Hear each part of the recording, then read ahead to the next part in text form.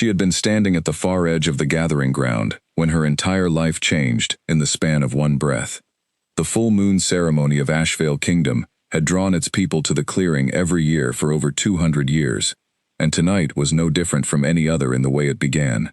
Torchlight lined the path from the settlement to the open ground. 200 wolves stood in the grass and the cold air, arranged in the loose, expectant way of people who had come to witness something sacred and were trying to appear patient about it. Families were grouped together. Mated pairs stood at the edges, already whole, having come to watch the same moment they had lived themselves at some point in their own past. The unmated wolves stood with their hearts pressed close to their surfaces, some of them visibly hoping, and some of them trying not to show it, and some of them having decided that the appearance of not hoping was its own kind of dignity. Elder Marin presided at the stone altar in the deep silver robes of the ceremony. She was 70 years old. She had run this ceremony for 40 of those years. She brought to it the particular quality of attention that came from doing something important so many times that you had long since stopped needing to perform its gravity and could simply hold it. Sarah Voss was at the far edge of the clearing, near the tree line, where the torchlight barely reached and the crowd thinned to individuals rather than a mass. She had found this position deliberately. She had been finding positions like it for most of her adult life, close enough to the center to satisfy whatever was required of her, far enough from it to exist outside the notice of those who occupied it. She was 22 years old. She was wearing a gray dress that was clean and plain. Her dark hair was braided in the three-step movement she had practiced into pure habit. Her work boots were worn but solid. She had come because attendance at the full moon ceremony was required under Ashvale law, with a fine for the first absence and a formal council warning for the second. She had not come with hope. She had been standing with her hands folded and her expression arranged into something appropriately neutral, watching the ceremony unfold the way she watched most things in Ashvale, from a careful distance, without expecting it to include her. When the thread appeared, it came from the center of her chest. A line of pale gold light, warm and steady, stretched from somewhere behind her breastbone, crossed the clearing above every assembled head, and stopped at the chest of Alpha Caden Ashvale. The thread pulsed once, deep and certain and ancient, like a heartbeat that had been waiting a long time to be felt. Sarah felt it from the inside first, a warmth that settled into the base of her ribs and pressed gently outward, not aggressive, not demanding, simply present in the way that things were present when they had always been true, and were only now being acknowledged. She had heard people describe the bond before, the ones who had received one. They always struggled with the language of it. Some said it was like recognizing something they had known all their lives without having a name for it. Some said it was like a door opening in a room they had forgotten was there. Some said it was relief, the specific kind that came when you put down a weight you had been carrying so long that you had stopped registering it as weight. Some said all of it at once. For Sarah, it felt like all of it at once, arriving too fast and too large to hold. And it led to Caden Ashvale. He stood at the front of the gathering, because alpha wolves always stood at the front of gatherings, not by instruction, but by the physics of authority, which arranged these things without being asked. He was dressed in the deep blue of the Ashvale bloodline, formal and fitted, and he wore it the way he wore everything, as though the question of whether it belonged had been settled before he arrived. He was 26 years old. He had led Ashvale for 3 years, since his father's health required the handover. In those 3 years he had not appeared uncertain in a public setting even once. His council spoke of him with the straight, uncomplicated respect of people who had decided their leader was competent, and stopped examining it. His warriors followed without needing to be asked. His people regarded him with the comfortable confidence of a community that believed in the fixture above it. He was the kind of man who entered rooms and made the rooms rearrange themselves. The moon goddess had chosen Sarah Voss, who spent every public moment arranging herself as far from the center of rooms as possible, as the one he was meant for. For 4 full seconds, the clearing did not breathe. Sarah counted them. She could not have said why, except that the counting gave the part of her mind that was not busy experiencing what was happening to her something concrete to do. The first second was shock, cold and total, emptying her of every thought she had been carrying a moment before, and replacing them with nothing. The second was disbelief, which was different from shock in the way that being told something was real was different from being able to accept that it was. The third second was something she had no precise word for, a recognition so deep and involuntary that it felt less like an emotion and more like a physical fact, like gravity, like the solidness of the ground. The fourth second carried dread, and it was not hers. She felt it moving down the thread from Caden's direction before he had taken a single step. He walked toward her. The crowd opened for him without deciding to. They had been opening for him for 3 years, and the habit had become older than any individual's intention. He moved through the gap with his expression controlled, his jaw set, his eyes going first to the thread and then rising to find her face among the people at the gathering's edge. She watched him find her. She watched the moment his eyes landed on hers, and she saw, clearly, specifically, in the fraction of a breath before it was covered, what was there. Something unguarded. The instinct. The thing the bond always created before the thinking mind arrived and decided what to do with it. She saw it. Then the calculation arrived and covered it entirely, smooth and complete. He stopped 3 paces from her. At this distance the bond was fuller. The warmth deepened and moved down her arms and into her palms and settled into her like something that had come home after a long time away. It did not feel like love in the way that word was usually used. Not the sudden rush of feeling, not the sweep of emotion. It felt older than that, more foundational. It felt like the recognition of something that had always been true, like standing in a place you have never physically been, and knowing anyway that you belong there. Not because someone told you that you did, but because something below your thinking and above your instinct simply knows. She felt it completely. And then Caden Ashvale opened his mouth. I, Alpha Caden Ashvale, reject you, Sarah Voss, as my fated mate. The words hit the silence, and the silence broke around them in a wave. 200 wolves inhaled in the same instant. He was not done. He stood straight-shouldered, his voice carrying to every corner of the clearing, with the unhesitating authority of a man who had been making public declarations for years, and knew how to make them land. You are without rank, without lineage, and without standing in this kingdom. I choose the strength and the reputation of Ashvale over the accident of a bond I cannot in good conscience honor. I will not take an Omega of no heritage as my mate. This rejection stands before every witness here tonight, and it is final. The bond broke. It did not fade, it did not loosen. It broke, clean and sudden and total, the way a bone broke along its own inherent fault line, with a sound that only she could hear, and a pain that moved outward from the center of her chest in every direction without asking permission. It reached her hands, her knees, her jaw, the backs of her eyes, the inside of her throat. It settled into her stomach, like something cold and immovable had been placed there, and the weight of it compressed the air from her lungs for one terrible suspended moment. Her left knee found the stone ground before she had consciously decided to release it. Her palm pressed flat against the cold surface beneath her. The roughness of it was the most real, undeniable, immediately physical thing in the world. She concentrated on it fully, the texture, the temperature, the fact that it was simply stone and could not be moved, and had no opinion about what was happening above it, and would be here long after everyone who was witnessing this moment had become something else. Her father had shown her this when she was 8 years old, during a summer storm that had shaken the walls of their small house hard enough to move things on shelves, and she had been so frightened she could not get air into her lungs. He had taken her small hand and pressed it to the floor and said, in the calm voice he used for things he truly meant, "The ground is always here. Whatever else is moving, this is here. Start with this." She started with it now. She drew one long breath from the very bottom of her lungs. Deliberate.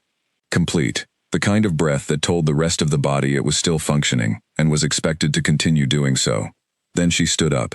The physical act of standing was straightforward. Her legs obeyed, her spine aligned, her feet found her weight, and her weight found the ground, and she was upright. The difficulty was everything else. The part of her that lived below deliberate decision, and above pure instinct. The part that wanted to stay on the stone, because the stone at least was honest. The part that wanted to fold inward, and close, like a hand that has been holding something beautiful, and suddenly finds it gone, protecting the empty space where the thing was. She did not let it fold. She stood, and she looked directly at Caden Ashvale. Not with anger.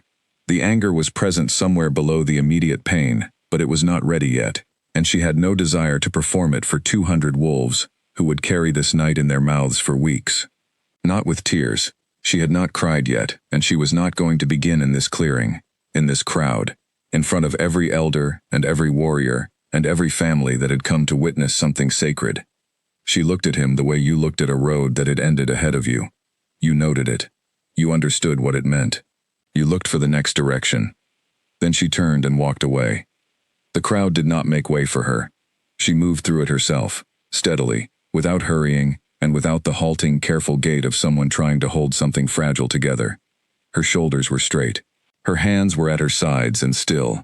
Some wolves shifted back slightly as she approached, not making a path exactly, but creating space, the small instinctive movement of people who were not sure what to do with the proximity of someone in the visible middle of the worst moment of their life. Some looked away when she came near. Some watched openly. She recognized the range of their expressions with the clear, cold observation of someone who had nothing left to spend on managing how she appeared to them. Discomfort, pity, a guilty curiosity, and in some faces, the particular relieved gratitude of people glad the difficult thing had happened to someone other than themselves. She passed through all of it without stopping.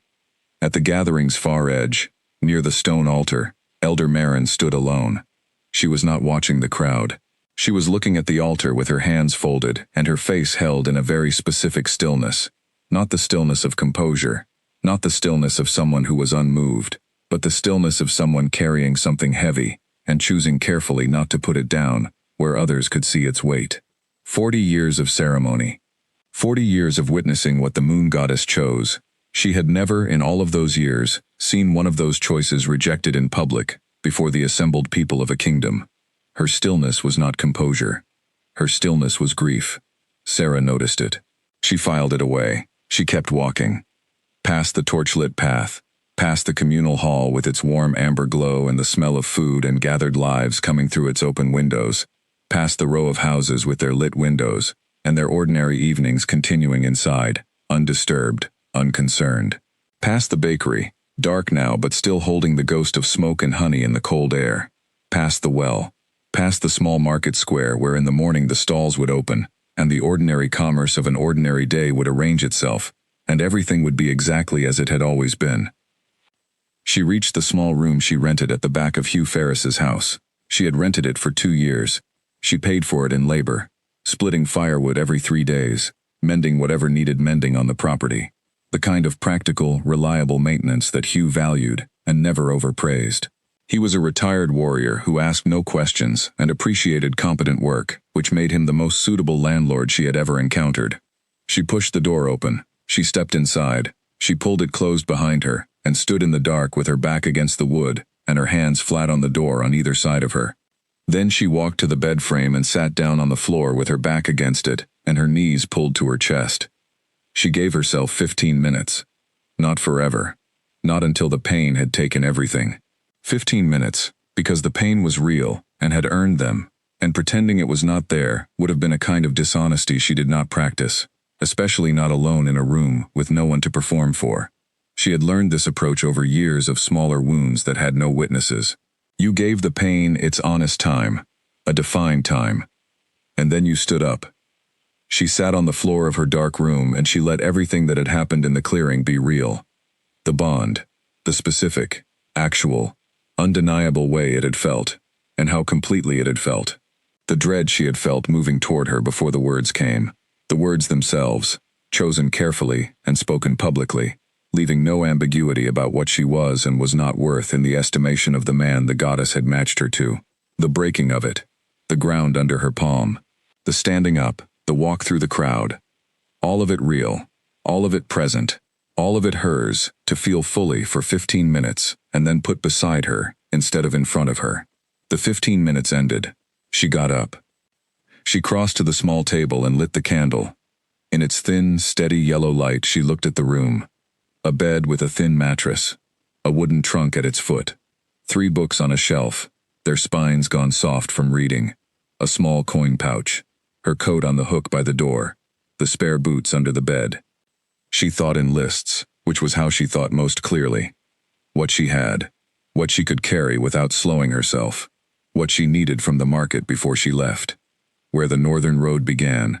How far it was to the boundary marker. What came after that. She had already decided she was going north.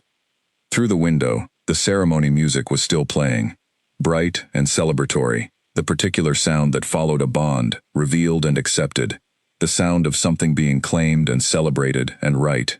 Someone else had received their match tonight, and the world of Ashvale was responding the way it always responded, fully, without pause, without acknowledgement that anything complicated had also occurred this same evening. 3 things came clear to her in the candlelight. The first was that the world did not stop for pain, and never had, and was not going to. This was not a cruelty. It was simply the world being itself, which it had always been, regardless of what was happening to her specifically. The ceremony would continue, and the music was playing, and tomorrow bread would be baked, and the market would open. And what had happened to Sarah Voss in the clearing would be a story that grew quieter as weeks passed, and was eventually replaced by the next story. She was a footnote. She had always been a footnote. The second was that she had helped make herself one. She had arranged herself small, because smallness felt like safety. She had learned early that taking up space without permission was dangerous for someone in her position. An Omega without family protection. A girl with a disgraced name. And she had built an invisibility and lived inside it for years. Tonight, at the far edge of the gathering in her plain gray dress, being invisible had not saved her from anything. The third thing was her decision. She was going to leave this kingdom. She was going to go north, past the boundary, into the open country, where the rules that had defined her entire life had not yet been built. She was going to find out what was there, and who was there, and what she could make of it. She did not yet know what she was building. She only knew that she was going to build something, and it was going to be real, and it was going to be hers. She blew out the candle. In the dark, she lay down on the thin mattress, and looked at the ceiling, and allowed herself one more thought before sleep. She did not know what came next. She did not know what the road north held, or what the open country beyond Ashvale's boundary was actually like, or how long any of it would take, or whether what she intended to become was achievable from where she was starting. But she had stopped asking permission. She had stopped asking permission years ago. She just had not fully known it until tonight. She closed her eyes. The music from the ceremony drifted through the dark air, note by note, and gradually quieted. And then the night was still. And Sarah Voss slept. Not the sleep of someone who had been broken, but the deliberate, purposeful sleep of someone resting before the work began. In the morning, she would leave. But the morning was still hours away, and she was already further along than anyone standing in that clearing would have believed. The knock came before she expected it. She had been awake for more than an hour already, sitting at the small table in the gray light that came before sunrise, the candle lit, eating the last portion of a bread loaf she had bought 3 days ago, and going through her list for the 4th time. Not because the list had changed since the 3rd time, but because going through it again gave the part of her that wanted to do something useful to do. Outside the window, the morning was cold and still, and the settlement had not yet begun its day.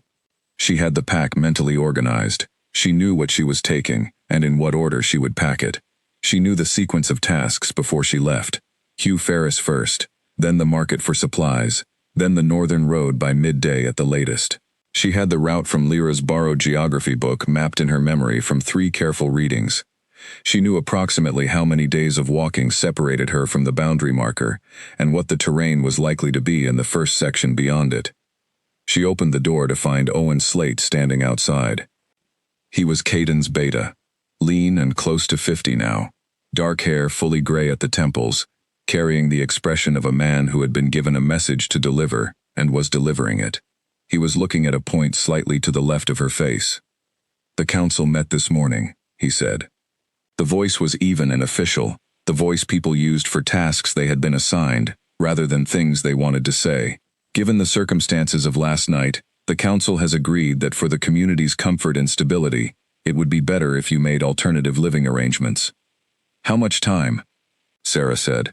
They suggested end of week, a pause that lasted exactly as long as it needed to. The Alpha indicated he would prefer sooner. "What happens if I don't leave voluntarily?" He didn't answer. The absence of an answer was itself an answer, and they both understood that. Sarah looked at him for a moment. Owen Slate had been quietly respectful to her on the rare occasions their paths had crossed over 2 years, which she had always noted because he had no particular reason to be. Whatever he was carrying this morning, it was not enthusiasm for the errand. "I'll be gone by first light tomorrow," she said. "You can let them know tonight if they're concerned about it."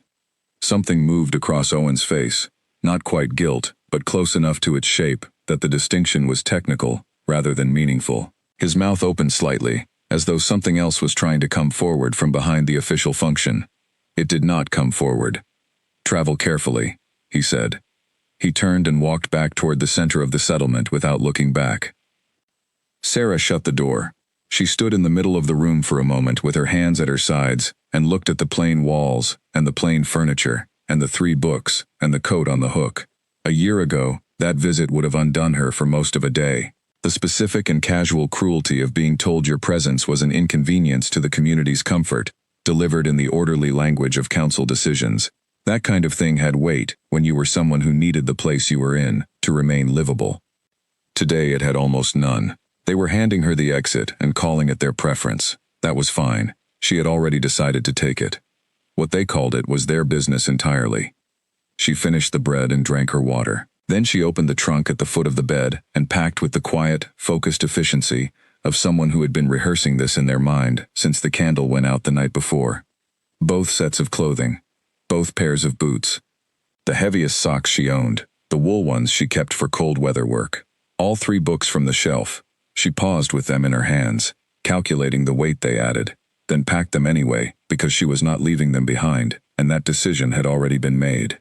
The coin pouch, the utility knife from the side pocket of the trunk, the flint, the length of rope that had been at the bottom unused for 3 months, the tin cup. She rolled everything into the tightest configuration she could manage and secured the bag. She left the mattress, the basin, the half-burned candle stub, and the particular version of herself that had lived carefully in this room for 2 years, keeping her head down and her needs minimal and her presence as unremarkable as possible, paying rent in labor and existing in the narrow strip of space that Ashvale had decided was appropriate for someone of her designation and history. She put on her coat and picked up the pack. She went to find Hugh Ferris. He was in his workshop at the back of the property, working on a piece of harness leather with the focused economy of movement of someone who did not waste effort. He looked up when Sarah appeared in the doorway with the pack on her shoulder, and her coat buttoned, and her expression held carefully in that middle space between asking for nothing and closing off nothing. He read the situation in a single look. He set down the harness. "Owen Slate came this morning," he said. It was not a question.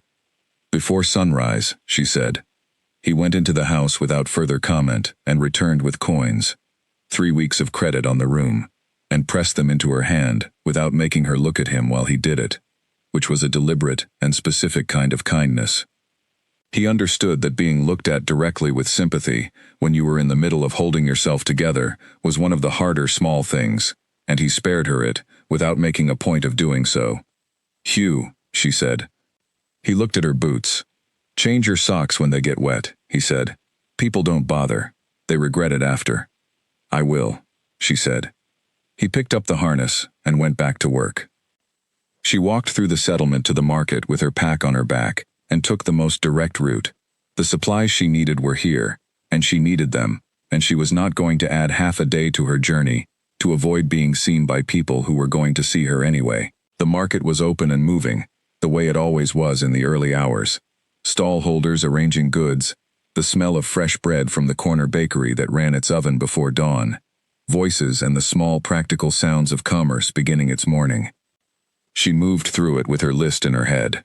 5 days of dried food, a second length of rope, a small jar of medicinal salve from the herb seller she had purchased from before, who knew her face and nodded as she came to the stall, clean bandaging cloth, a whetstone for the knife. She purchased everything she needed from 4 different stalls, paid fair prices, said thank you where it was warranted.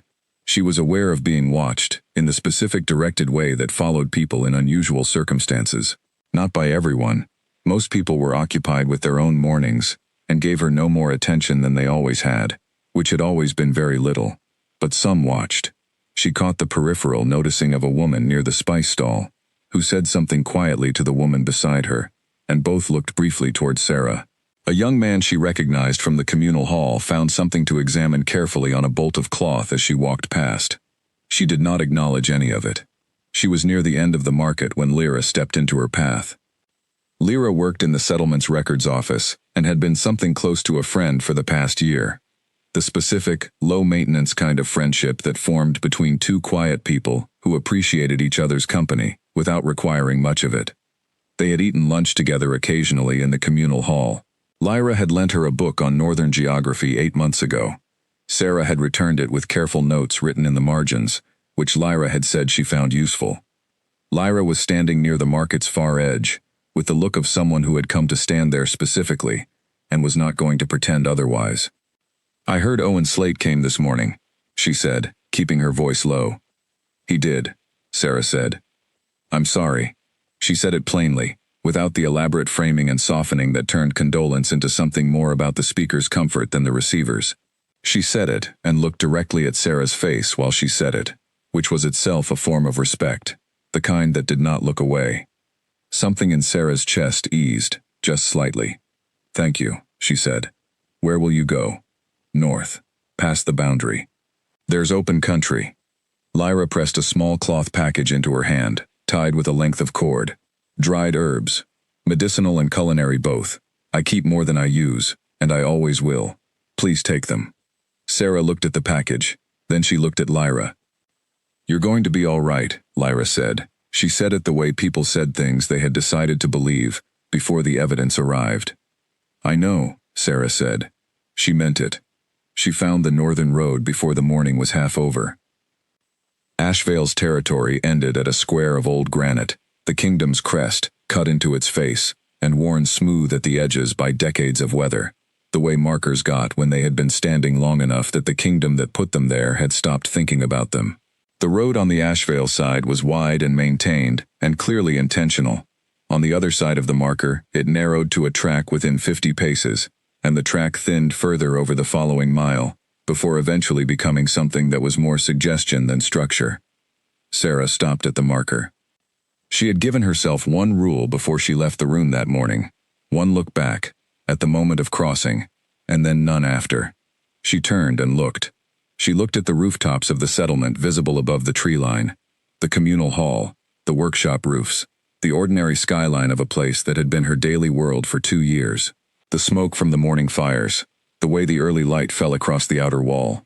She looked at all of it with the clear, specific attention of someone who wanted to understand the thing they were leaving honestly, so that they could not later misremember it as something better than it had been.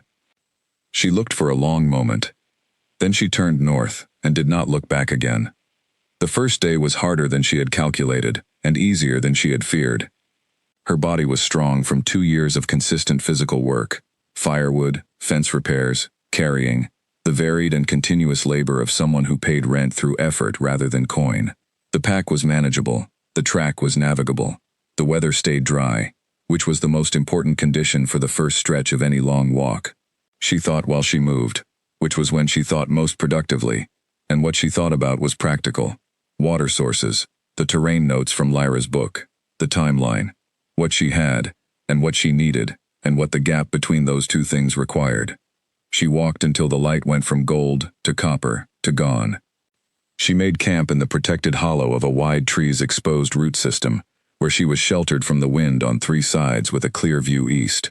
She built a small fire from dry branches, working methodically, using only what would burn clean and not send visible smoke above the tree line.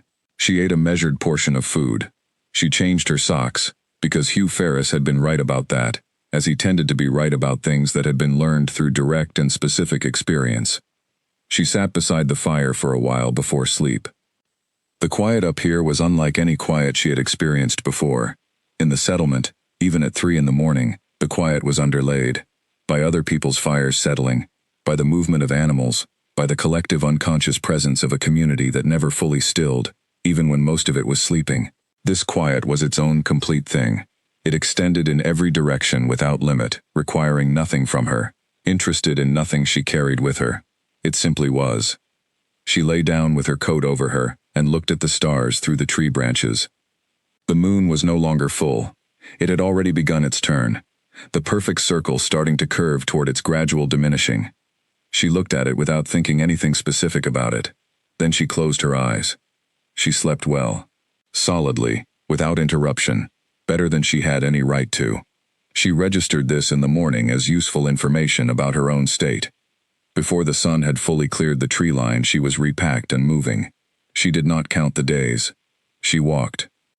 4 days later, the track dissolved entirely into unmanaged ground, and the landscape changed, in the sudden, complete way that landscapes sometimes changed at invisible thresholds. Not gradually, but as though a different set of hands had arranged what lay on the other side. The trees were taller, older. The undergrowth was dense with the specific variety of an ecosystem that had been allowed to develop according to its own logic for a very long time. The light through the canopy fell differently, deeper, more deliberate, in long columns that illuminated the forest floor in sections, rather than covering it evenly. She stepped across the invisible line into the northern wilds. She did not slow down. The northern wilds announced themselves through the body before the eyes could confirm them. There was something in the air here that was different from air in managed territories, not colder, not thinner, but denser, with information that belonged to the land itself, and had nothing to do with any of the wolves who might move through it at any given time.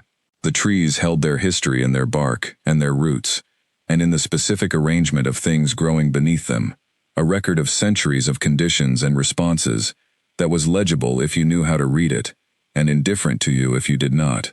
The undergrowth was thick with specificity, particular plants at the base of particular trees, moss in formations that followed their own rules, the ground cover of a place that had been tending itself for longer than any kingdom had existed. Everything here was older than Ashvale, older than any of the kingdoms. Sarah moved through it with the attentive, unhurried pace she had adopted over her first days of solo travel, reading the terrain as she moved, where the ground was reliable and where it was not, where the water was, where the light changed in ways that indicated shelter. She had the geography book's notes for the first section of the wilds, and after that, she had what she could observe directly, and what she had learned from the years of her father's books before his death, and what she had been accumulating in the 2 days of the wilds themselves. It was enough. It was almost enough. She was working with it, and filling the gaps as they appeared. She had been in the wilds for 2 full days without significant incident, when she first understood that the things she thought she knew about herself were incomplete. The understanding arrived not as a revelation, but as evidence, and the evidence arrived in the form of 3 rogue wolves who appeared on a converging path with hers in the late afternoon of the 3rd day. She smelled them before she heard them.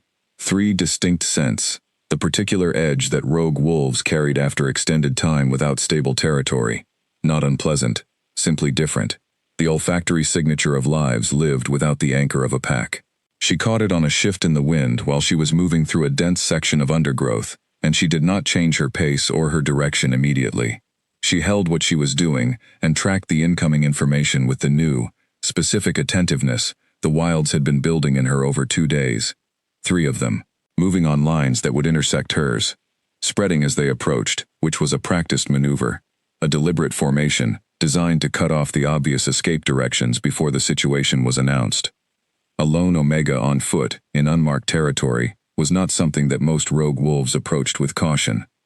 She tracked their movement for another 60 seconds to confirm what she was reading. Then she continued walking at her established pace, until the larger male stepped out of the undergrowth to her left. He was perhaps 45, lean in the hard-conditioned way of someone who had been living rough for years, with flat and assessing eyes. He told her without preamble that she had crossed into territory his group used, and that there was a standard cost for doing so uninvited. Sarah looked at him steadily. "I'm passing through," she said. "I have nothing worth the trouble of taking." "That's our call to make," the female voice said from her right. She had positioned herself to complete the triangle. Sarah had been tracking her peripheral movement since the conversation started. "I'm making it now," Sarah said. "The answer is no." The large male stepped forward. Sarah stepped right. Not away from the female, directly into her path, which was the opposite of what the triangle formation expected from its target. The female had half a second of pure recalibration, which was enough. In that half second, Sarah was already past her and moving. Not running, but fast. angled uphill on a line she had identified 2 minutes ago when she was tracking their approach, toward the section of terrain where the trees grew close, and the roots were exposed, and the gully dropped steeply on the northern side, and size became less useful than speed. What followed was not graceful, and it was not controlled, and it was frightening in the complete, physical way that actual danger was frightening, rather than the way imagined danger was frightening. She took a hit to her left shoulder in the first 30 seconds that spun her sideways, and cost her 2 steps of ground. She took a second impact across her ribs that took her breath for the next 3 strides. She did not stop moving.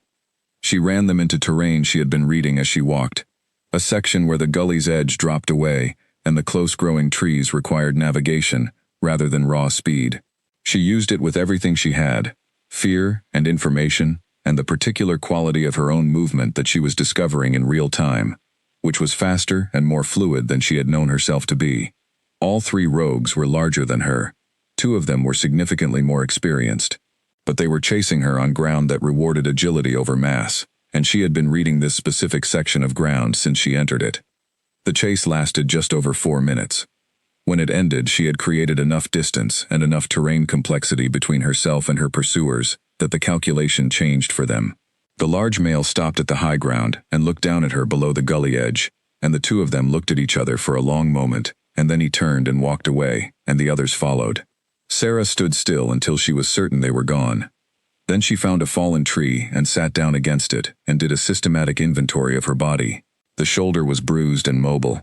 The ribs were painful, and she checked each one carefully in the methodical way her father's book had described, pressing along the curve, and they were intact.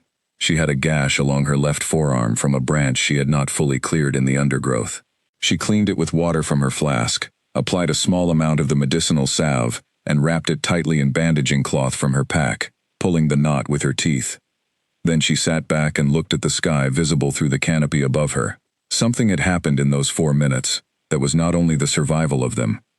She had moved faster than she had moved before, not the theoretical faster of someone who was frightened and therefore accessing reserves, but structurally faster, as though the architecture of her movement had a capability that ordinary circumstances had never been required to reveal. Her senses during the chase had operated at a range she did not recognize as her normal capacity. She had tracked all 3 of them simultaneously, without choosing to, registering their positions and speeds, and the small anticipatory hesitations before changes in direction, from sound and the displacement of air, and the pattern of disturbance in the undergrowth.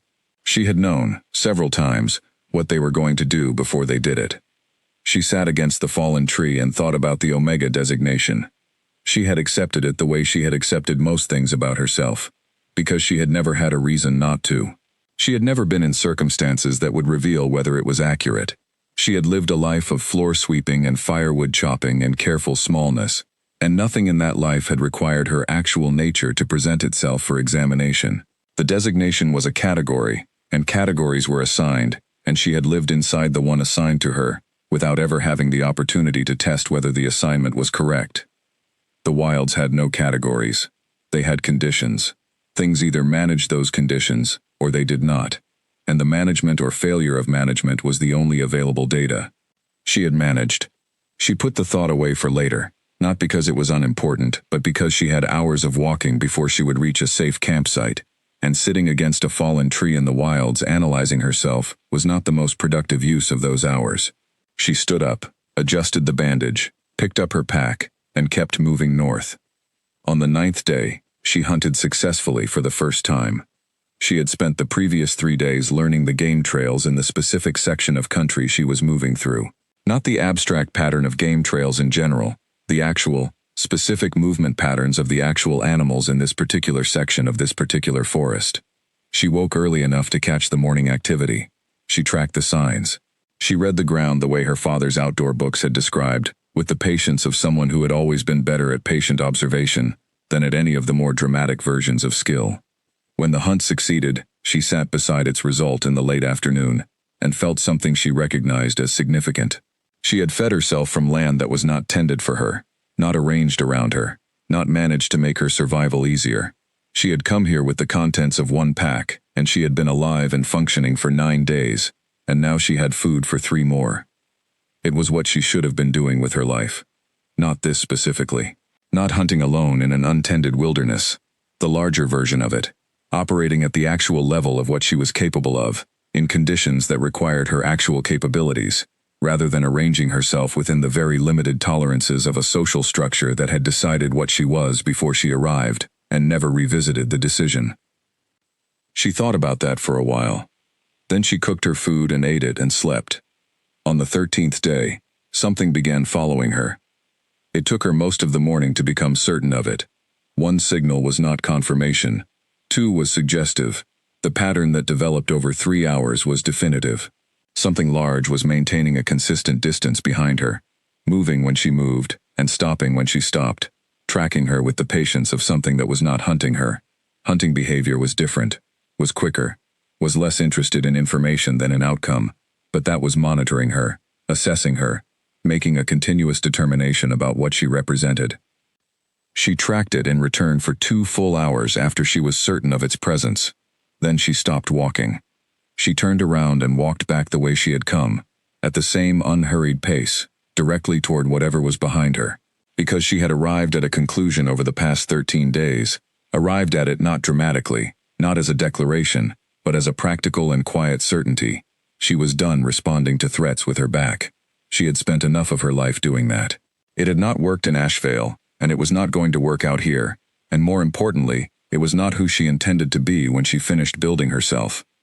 The territorial beast she found was enormous. Gray-furred, amber-eyed, built on a scale that suggested it had not had occasion to consider itself vulnerable in a very long time. When she turned and walked toward it, it had stopped moving, which told her what she needed to know. It was not hunting her. It was not making an aggressive approach.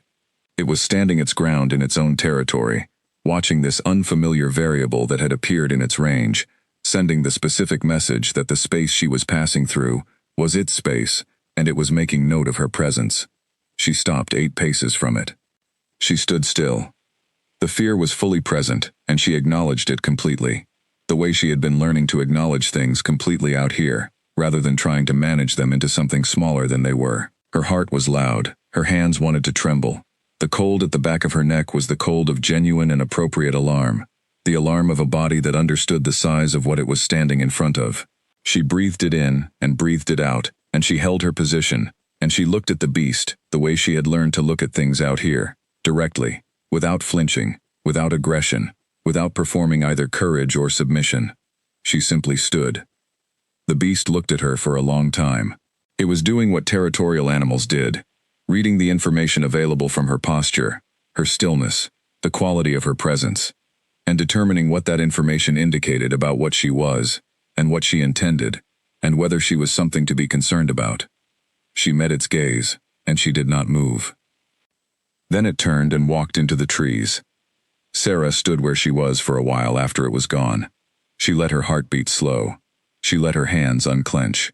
She looked at the trees where it had gone, and she thought, with a clarity that was quiet and final, and did not need to be said aloud, I am not what they told me I was. She had known this intellectually for a while.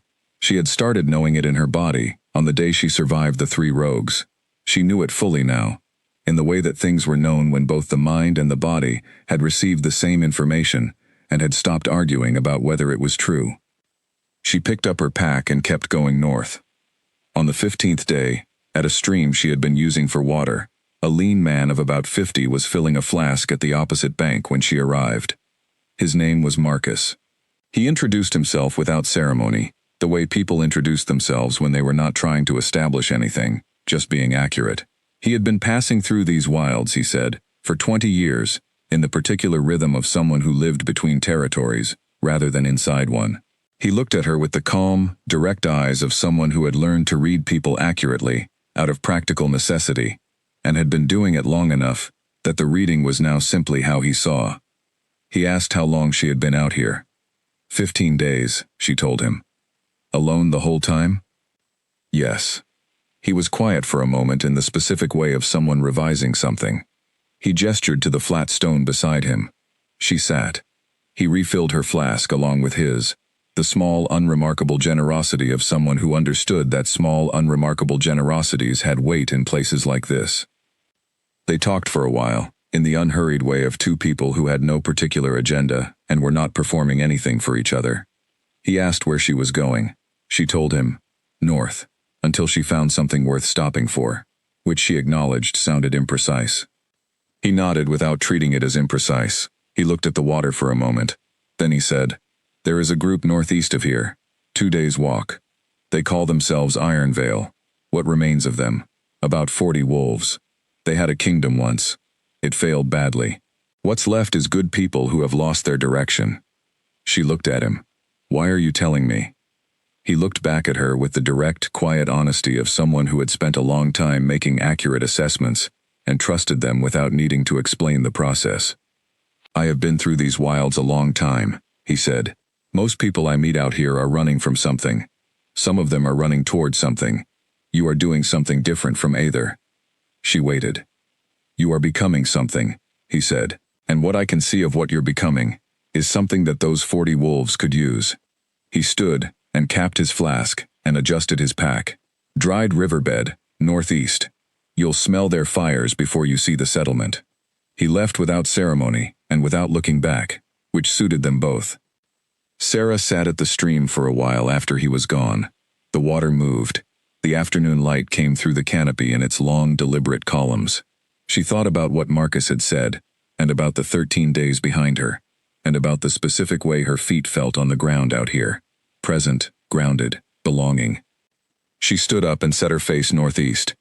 She had come north without a plan, and the plan had been finding her as she moved, which was exactly how it should have worked. She smelled the fires on the second afternoon, precisely as Marcus had said she would. The Ironvale camp emerged through the trees as she approached it, a cluster of rough shelters arranged in a deliberate arc around a central fire pit, set back from the edge of a wide, dried riverbed that still held the original geography of its banks in the shape of the land around it. The shelters were functional rather than comfortable, solidly built, well-maintained, constructed with the particular intelligence of people who had learned through hard experience to make every decision count. She counted 11 shelters, perhaps 40 wolves, as Marcus had estimated, though she could not yet see all of them. The camp had the quality of a place that had been chosen rather than arrived at accidentally. Someone had read the terrain and found a defensible position with practical access to water and reasonable shelter from the prevailing wind, and had made a settlement there. Someone had been thinking clearly when they did it. She was approximately 50 paces from the perimeter when the voice stopped her. "That's far enough." The man who stepped from behind a wide tree to her left was large enough that stepping from behind trees was the kind of movement he could make without being dramatically obvious about it, until he chose to announce himself. He was broad-shouldered and heavily scarred, a diagonal scar across the left jaw, a thick one running the length of his left forearm, with close-cropped dark hair going gray at the edges, and the particular flat, steady watchfulness of someone whose trust had been tested enough times that it no longer extended to strangers without earning.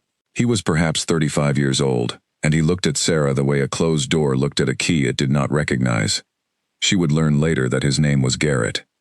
"I'm passing through," Sarah said. "Where to?" "Continuing north. I heard there was a settlement here and I wanted to find out if it was safe to camp nearby." He looked at her in the specific, practiced way of someone who had been reading strangers in difficult circumstances for a long time. The pack, the worn boots, the bandage on her forearm, the general road-worn state of her. He was gathering information and taking his time about it. "Which kingdom?" he said. "One I left." Something moved very briefly in his expression. He read her rank, the way wolves read these things, from the accumulated signals of bearing and frame, and the specific quality of how a person held themselves, and arrived at the assessment. "Omega," he said. "Yes. Southern Omega. No pack. Alone." He paused. "How long in the wilds?" 17 days. He was quiet for a moment, with the quality of someone revising a number upward. "Alone the whole time?" "Yes." Another long pause. The patience of someone who had decided that social pressure would not move him into decisions he had not fully thought through. "East edge," he said finally. "Outside the settlement arc. You don't cross the perimeter." "Understood," she said. "Thank you." She made her camp exactly where he had indicated, in the precise and unambiguous way of someone who understood that agreements meant more when they were honored exactly, rather than approximately. She was outside the arc. She built a small, careful fire. She ate. She tended her forearm in the last of the day's light, cleaning and redressing it, checking that the bandaging Lyra's salve had been helping with was in fact doing what it was supposed to do, which it was. She sat beside her fire as the camp across the perimeter settled into its evening sounds. Conversation, movement between shelters, the specific sounds of a group that had been together long enough to have developed its own rhythms and its own texture. She was not watching them. She was present at her own fire, in her own camp, at her own perimeter, doing her own things. They were simply nearby, and that was the extent of the relationship for now, and she was patient about it. She had been lying down for 2 hours when the sounds from the camp changed. She was already beginning to fall into the lighter first layer of sleep, when something in the quality of the distant sounds pulled her back to full wakefulness. She lay still and listened. The change was not dramatic, but it was specific, the difference between the ordinary sounds of a settled evening and the particular tight, controlled urgency of people dealing with a situation that was serious, and that they were trying to manage without losing their composure about it. Movement between two shelters, not the normal movement. Voices pitched low, but carrying the specific timbre of stress. And then, clear enough to reach her across the distance, the words "high fever" and "won't come down." She was on her feet before she had completed the conscious decision to stand. She picked up Lyra's herb package and her clean bandaging cloth.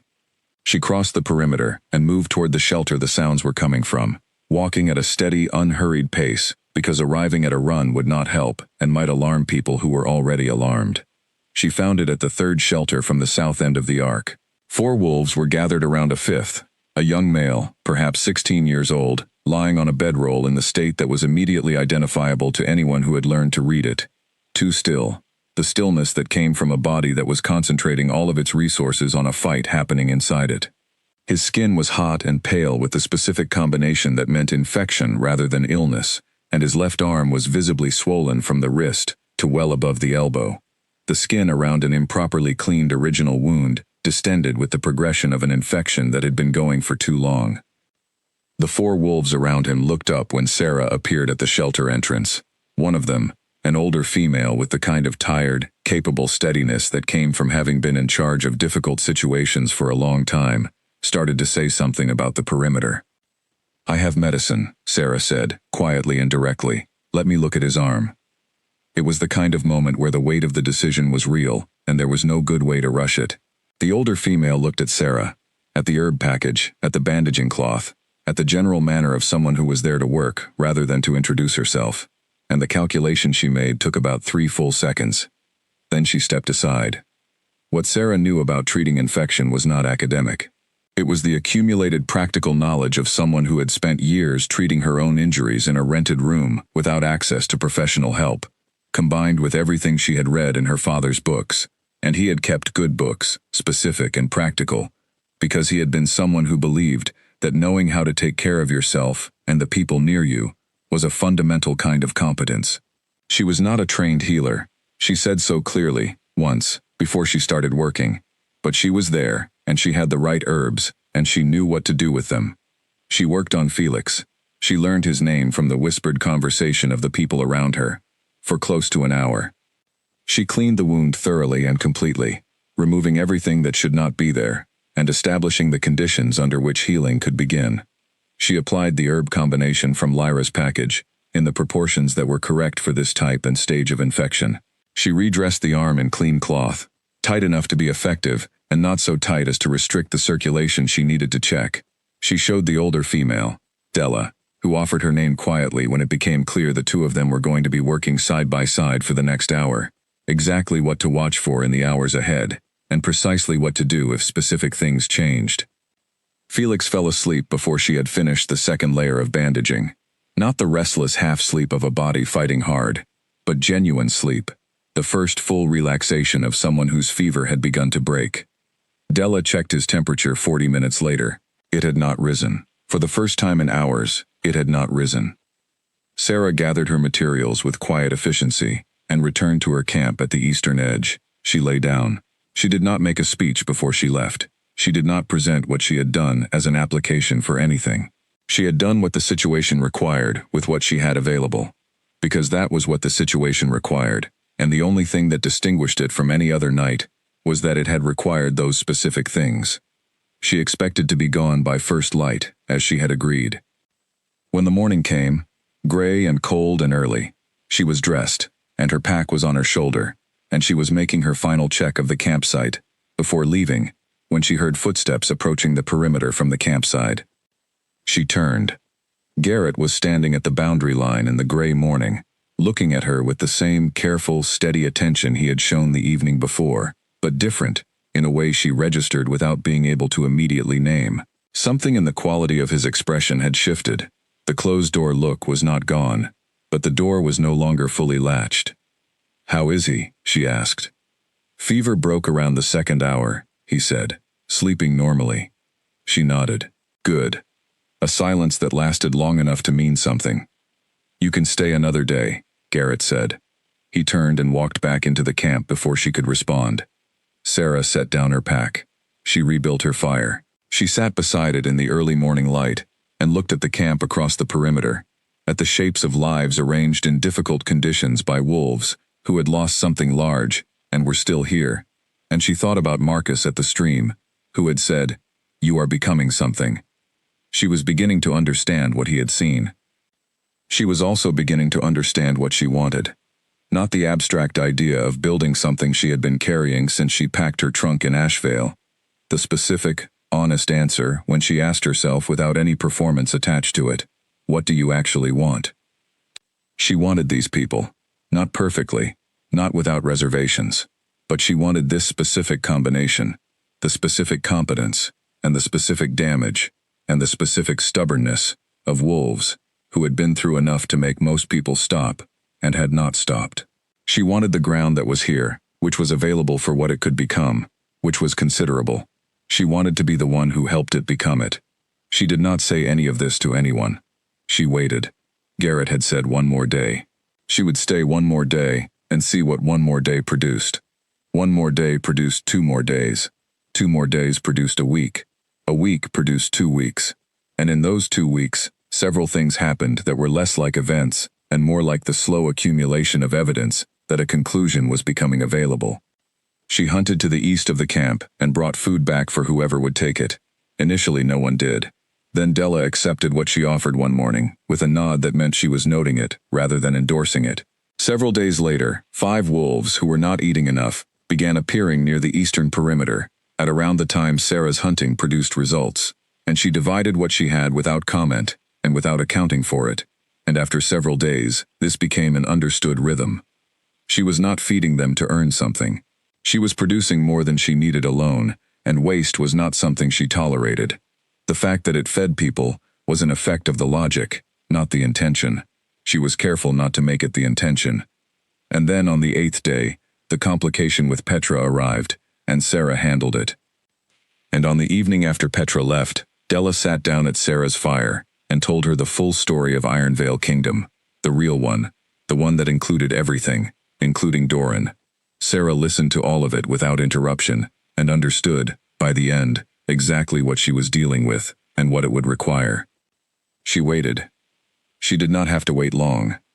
On the 8th day, a woman named Petra arrived at the camp's southern perimeter, with 7 rogue wolves behind her, and a legitimate grievance in front of her.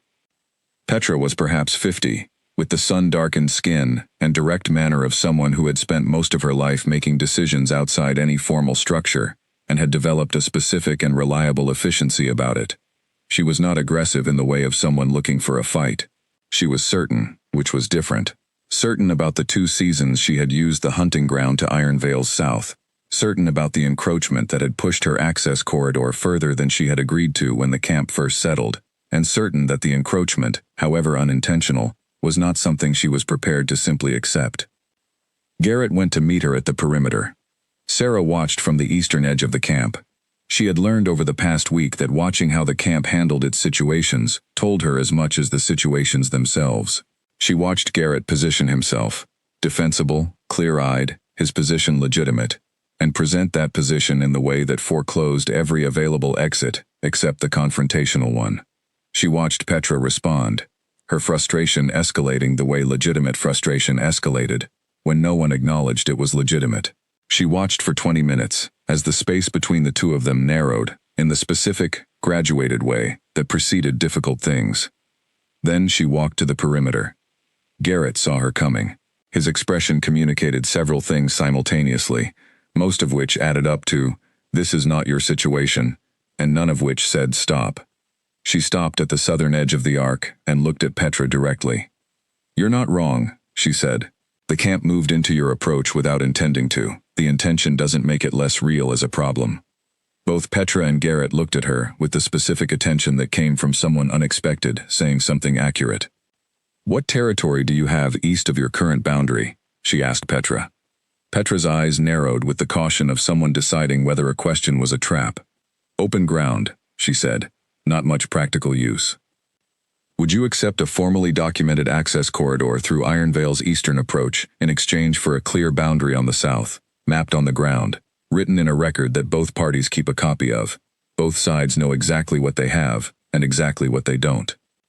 Petra was quiet for a moment, working through the offer with the careful intelligence of someone who had been negotiating her own terms for decades without institutional support. "Who are you?" she said. "Someone staying here for now," Sarah said. "The offer stands regardless of who I am." An hour later, sitting on the ground at the perimeter with a stick and a patch of flat earth, and a patience that neither Petra nor Garrett had expected from someone who had no official role in anything, they had the framework of the first genuine mutual arrangement these two groups had ever produced. Petra had what she needed for her hunting approach. Garrett had what Ironvale needed for its southern exposure. They had arrived there through conversation instead of force, which meant neither of them would have reason to resent the outcome in 6 months. Petra studied Sarah for a long moment before she collected her wolves to leave. "You should stay," she said, not as a pleasantry, as an observation. Then she went south with her group. Garrett watched them go. He was quiet for a long moment after they had disappeared. He did not say anything to Sarah. He went back to the camp. But the quality of his silence was different from his earlier silences. It had more in it. That evening, Della came to Sarah's fire without being invited, sat down across from it, and told her the full story of Ironvale Kingdom. She told it completely, including Doran, including the way he had been, specifically, not a monster, which would have been easier in some ways, but an erosion. A man who had inherited authority and spent 20 years using small amounts of it for his own convenience. Each incident individually manageable, collectively corrosive. By the time the kingdom fell, it had been hollow for years, its structure maintained by habit, while the substance inside it had been slowly redirected. The wolves who remained, Garrett, Della, Felix, the others, had survived the collapse. What had been harder to survive was the understanding of what they had trusted. The specific injury was not the falling apart of the kingdom. The specific injury was the discovery that the authority they had believed in had been, behind its appearance, something else entirely. That wound had produced the specific quality of paralysis that Sarah had been reading in the camp since she arrived. Not inability, but unwillingness. Not incompetence, but the refusal to organize around anything that might repeat the experience. 2 years, Della said when she finished the account. "We're alive. We're not doing anything else." She looked at Sarah across the fire. "We're not going anywhere. Not in either sense of it." "Why are you telling me this now?" Sarah said. "Because you need to understand what you are walking into before you walk into it," Della said. She stood, said goodnight without decoration, and returned to her shelter. Sarah sat at the fire for a long time after she left. She thought without performance, stripped of the language she had been using since leaving Ashvale, the abstract talk of building something. The honest, specific question underneath all of it. What do I actually want? She wanted this. These people, their specific durability, the way they were still here 2 years after something terrible had proven that staying was possible. The way Garrett had looked at her when she crossed the perimeter with a cloth package of herbs, and the specific look of someone recalculating. She wanted this ground, which was available for something that it had not yet become. She wanted to be the one who helped it become it. She did not tell anyone this. She waited. 3 days later, a young male wolf named Cole got into difficulty in the fast-running creek section north of the camp, and Sarah went in after him and got him out. And when she was on the bank working through a systematic check of his injuries, She became aware that Garrett had been standing 10 feet away watching her work for the past several minutes. She looked up briefly. She went back to the check. A silence stretched between them. And then Garrett bowed his head. Small, brief, specific. The gesture of a wolf acknowledging a leader. The gesture he had not made for anyone in 2 years. The gesture that meant something precise because of how long it had been withheld. Sarah looked at him steadily, without making more of it than it was. Then she finished the check and helped Cole sit up and made sure he was clear before she stood. 4 days after that, Della called the full group together, and the conversation that followed ran for 3 hours, the fire rebuilt twice. 40 wolves working through the question that had been hovering over the camp since Sarah arrived. Who leads this, and how? And what does it need to look like so that it does not lead back to Doran? Garrett's name was proposed. He declined specifically, and with self-awareness. He was good at holding things together under immediate pressure, and genuinely uncertain about everything else. And a leader who could not accurately assess their own limitations was a leader who had already begun the first slide. The group received this honestly, because they knew him well enough to know it was accurate. Sarah's name was proposed by Della.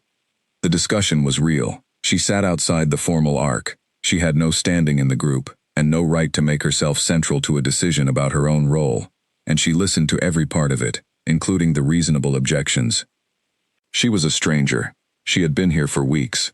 They did not know her history, or where she had come from, or what had brought her to the wilds in the first place.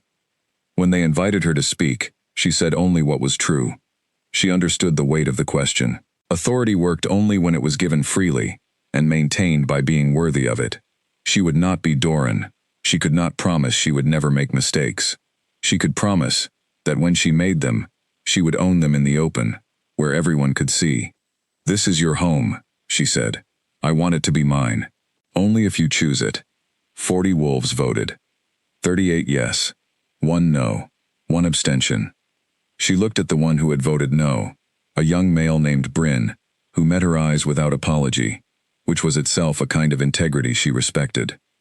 "Your no matters," she said. "Find me tomorrow. Tell me what you need to see from me before I've earned it." Bryn held her gaze for a long moment. Then he nodded. Garrett, 3 feet to her left throughout, spoke quietly once the count was done. "Alpha," he said. "Not yet," she said. "I need to earn it." But the work had been underway for weeks already. The work was the ceremony, and the ceremony was the work, and she had understood that from the moment she crossed the perimeter with a cloth package of herbs, and no other credential. The first law Sarah introduced to Ironvale was short enough to say in a single breath. She gathered the full group on a clear morning, 7 days after the vote.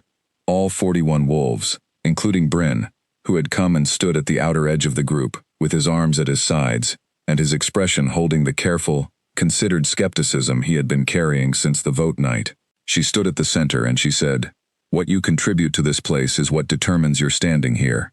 Nothing else. Rank as it exists in the Southern Kingdoms does not exist in Ironvale. Designation tells us nothing about you. What you do tells us everything." Then she waited. She got good questions, sharp and specific, from people who had been burned enough times by the gap between what authority said and what it did, that they were not going to accept any framing without examining its structure. She answered every question directly, without defending herself against the scrutiny, and without minimizing what was being asked. When someone pointed out that Doran had also spoken the language of contribution and fairness, she sat with the question before she answered it. She said, "The difference is the record. Every decision made at Ironvale will be written down, and any wolf in this settlement can read what is written. If the record shows that I am not doing what I said I would do, you call a new vote. That is not a promise. That is a mechanism, and mechanisms are real in a way that promises are not." She looked at Bryn when she said it. He looked back at her, uncrossed his arms. The council took shape in the days that followed. Della was its first formal member. She accepted the appointment with the dry, specific satisfaction of someone who had been waiting a long time for someone to build a room worth saying things in. She showed up to the first formal council meeting with 4 proposals written in precise, numbered order, and placed them on the table at the start of the session without preamble. All 4 were correct. 3 were implemented within the week. The 4th required one adjustment before it was workable, which Della identified herself in the next meeting and corrected before anyone else had noticed the problem. Alec came next. He had been the old Ironvale Kingdom's official record keeper and had spent 2 years in the wilds maintaining meticulous personal notes, because the habit was deeper than the circumstances, and some part of him had refused to stop believing that the records would matter again eventually. Sarah found him at his usual spot near the camp's eastern edge, writing in the late afternoon light, and sat down across from him. She told him she wanted Ironvale to have an official record from this point forward, written honestly, including the decisions that did not work and the reasoning that had proven insufficient. He asked why include the failures. She said, because the failures are proof that the rest was genuine. Because in 50 years, whoever reads this record should understand that real wolves built this under real conditions, not a legend who got everything right. The failures make the archive credible. Without them, it is not a record. It is a story someone decided to tell. He put his personal journal aside and opened a fresh one and wrote the date at the top of the first page in his precise, careful hand. He became the settlement's official archivist. He never looked back. Clara arrived in the 6th week. She was 41, a trained healer with deep knowledge and the specific quality of someone whose expertise had not recently been invited to be what it was. She had been displaced when the pack she served became unlivable following a leadership change, and she had spent 3 months in transitional situations before someone mentioned Ironvale, and she decided to find out whether what she had heard was accurate. She arrived at the gate cautiously, the way most arrivals came, reading the settlement before committing to anything. Finn, the gate warden, received her with the standard questions and no rank inquiry, which she noted. She spent a day looking at the camp before she asked for a formal meeting. Sarah put her on the council within 48 hours of that meeting. Clara had arrived prepared to assert her expertise carefully, in the measured way of someone who had learned that asserting expertise too directly in new environments produced pushback rather than use. She did not need to be measured at Ironvale. Sarah had asked her 3 specific questions about Ironvale's current medical situation, listened fully to the answers, and then said, "You are the most qualified person in this settlement on this subject, which means I want your voice mandatory in any discussion that touches health or medicine. Do you have a problem with that?" Clara did not have a problem with that. She spoke at the next council meeting for 14 minutes and changed 3 things about the settlement's approach to winterizing the shelters, the medicinal herb storage, and the protocol for treating injuries in the field. All 3 were correct. Sarah implemented them that week. New families arrived through the 4th and 5th and 6th weeks. The first group came from a pack that had lost its alpha suddenly and had not recovered structure in the months that followed. They arrived with 2 children under the age of 10 and the careful manner of adults who had decided that appearing too hopeful before they knew what they were hopeful about was a form of vulnerability they could not afford. Sarah received them herself and showed them the settlement and answered every question they asked directly. She asked what skills they had and where those skills would be most useful, and she listened to the answers with the full quality of attention she gave things that mattered to her. She said, "You are welcome here. This is yours, to build as much as it belongs to anyone else. Welcome." The 2 children were running between the central fire and the far end of the settlement within an hour of arriving, which told Sarah what she needed to know about what they had felt in those first minutes. Ren arrived in the 8th week. She was 15, and she had walked 11 days, and she arrived with bruises she did not explain, and a pack that was almost empty, and the specific, all-direction watchfulness of someone who had been trained by experience to monitor every exit at all times. She arrived at the gate in the early afternoon on a gray day and stood there looking at the settlement beyond the gate with the expression of someone who wanted to believe what they were seeing, but had been burned enough by wanting things to be different from what they were, that they were holding the wanting at some distance from themselves until they had more evidence. Sarah came to the gate herself. She brought Ren in.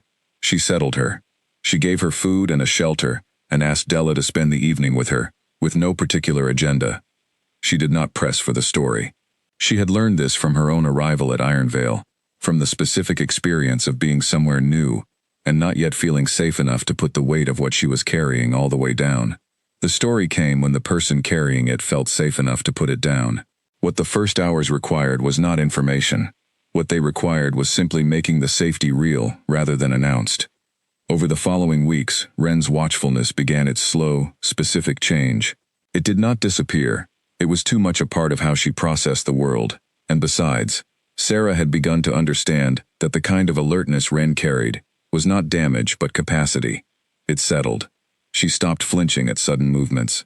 She began appearing at the morning meals without being directed there.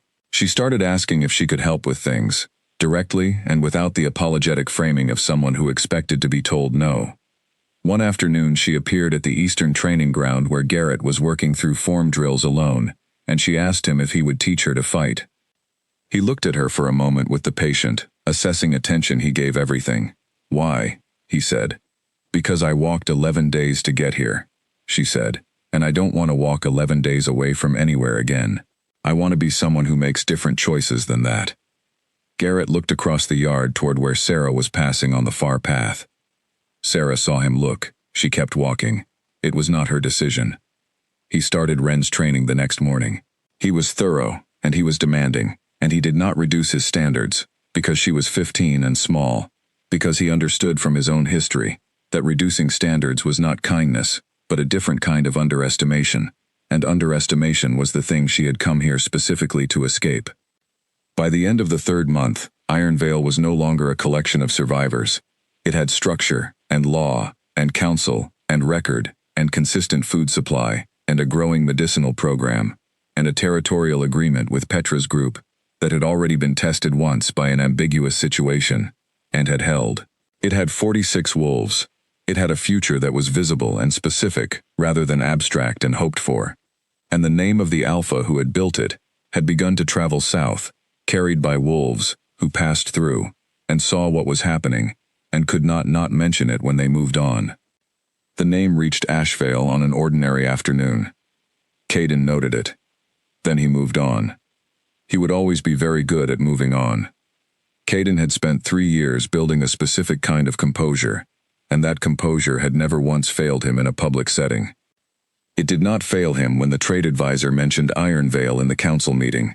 He noted it with the same flat attention he gave any new development in the regional landscape and moved to the next item on the agenda. He was thorough in his noting. He logged the name, the approximate location, the stated effect on border route traffic, and then he continued the meeting, because the meeting had 11 other items, and they all deserved the same attention.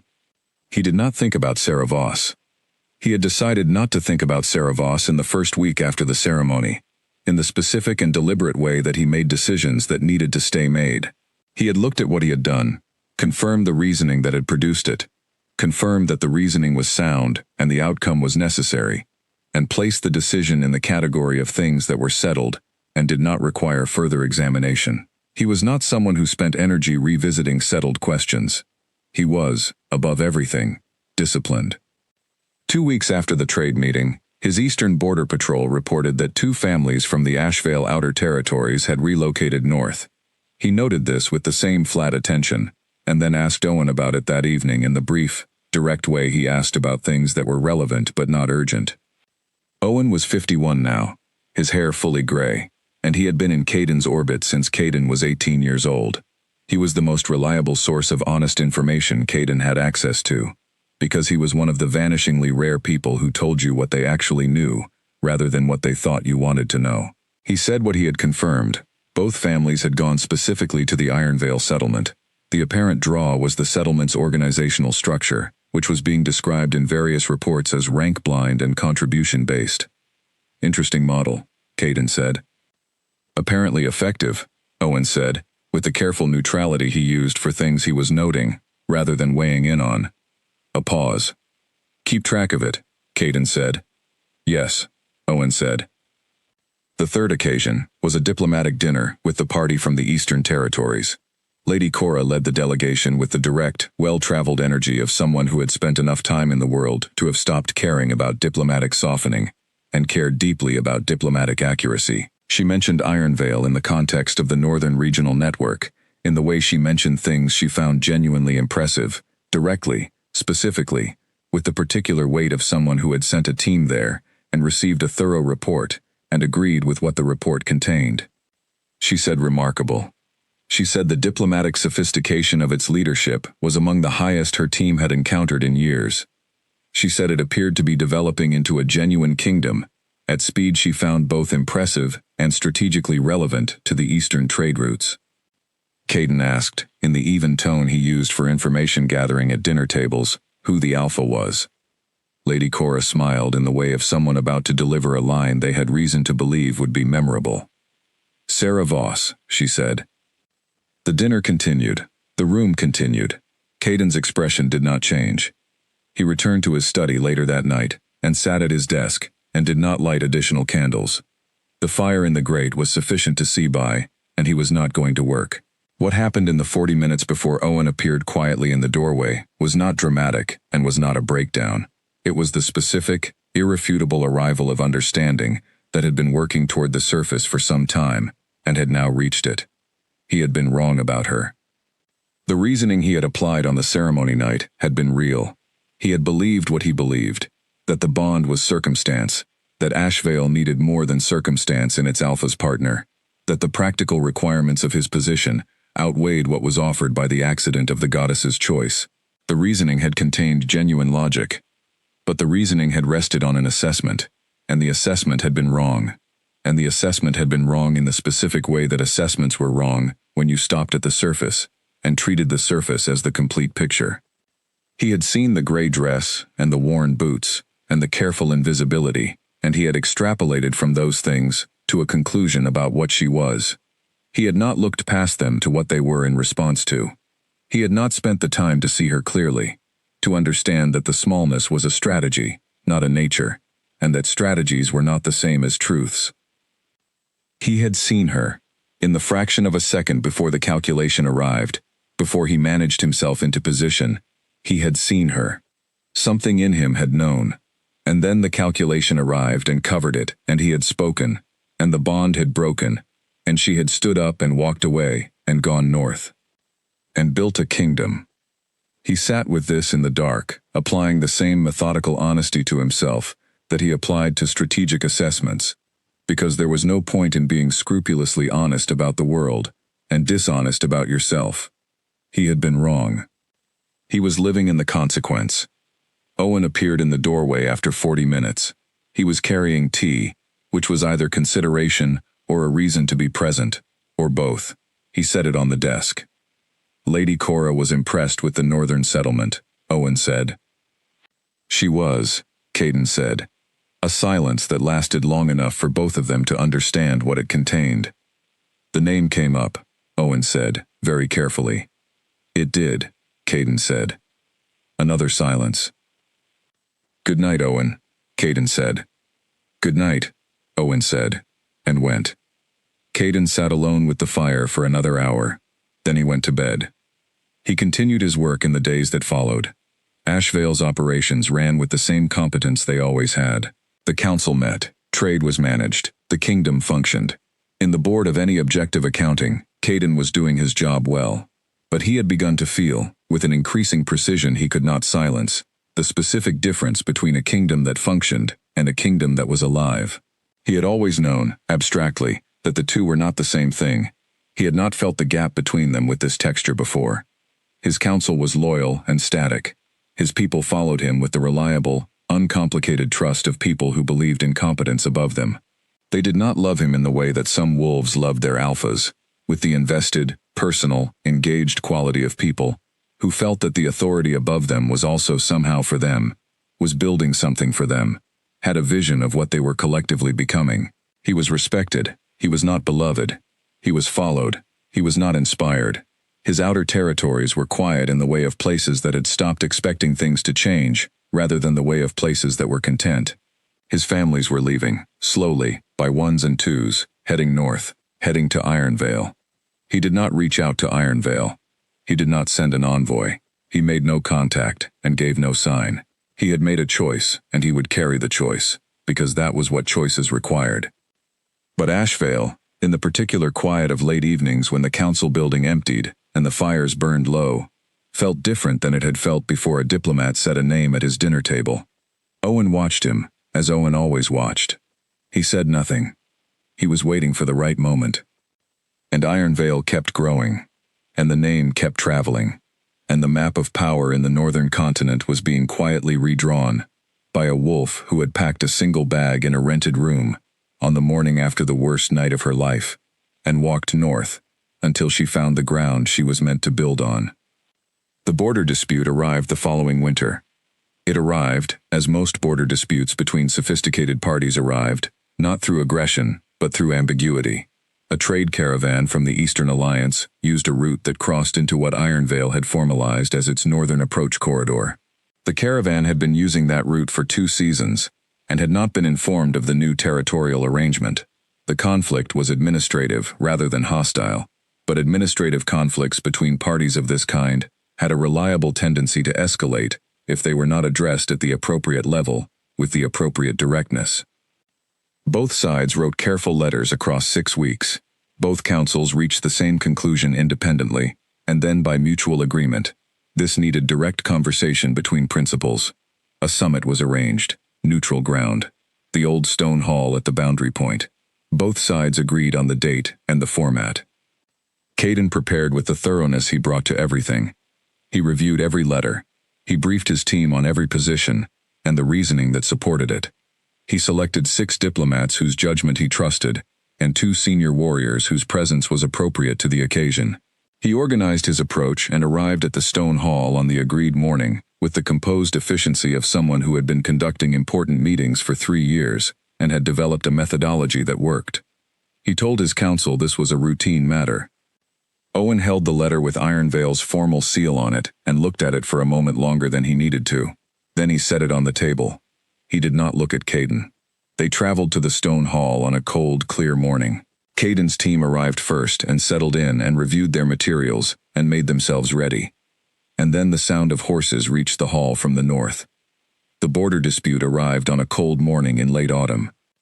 It arrived, as border disputes between sophisticated parties tended to arrive, not through aggression, but through the accumulated small ambiguities of growth.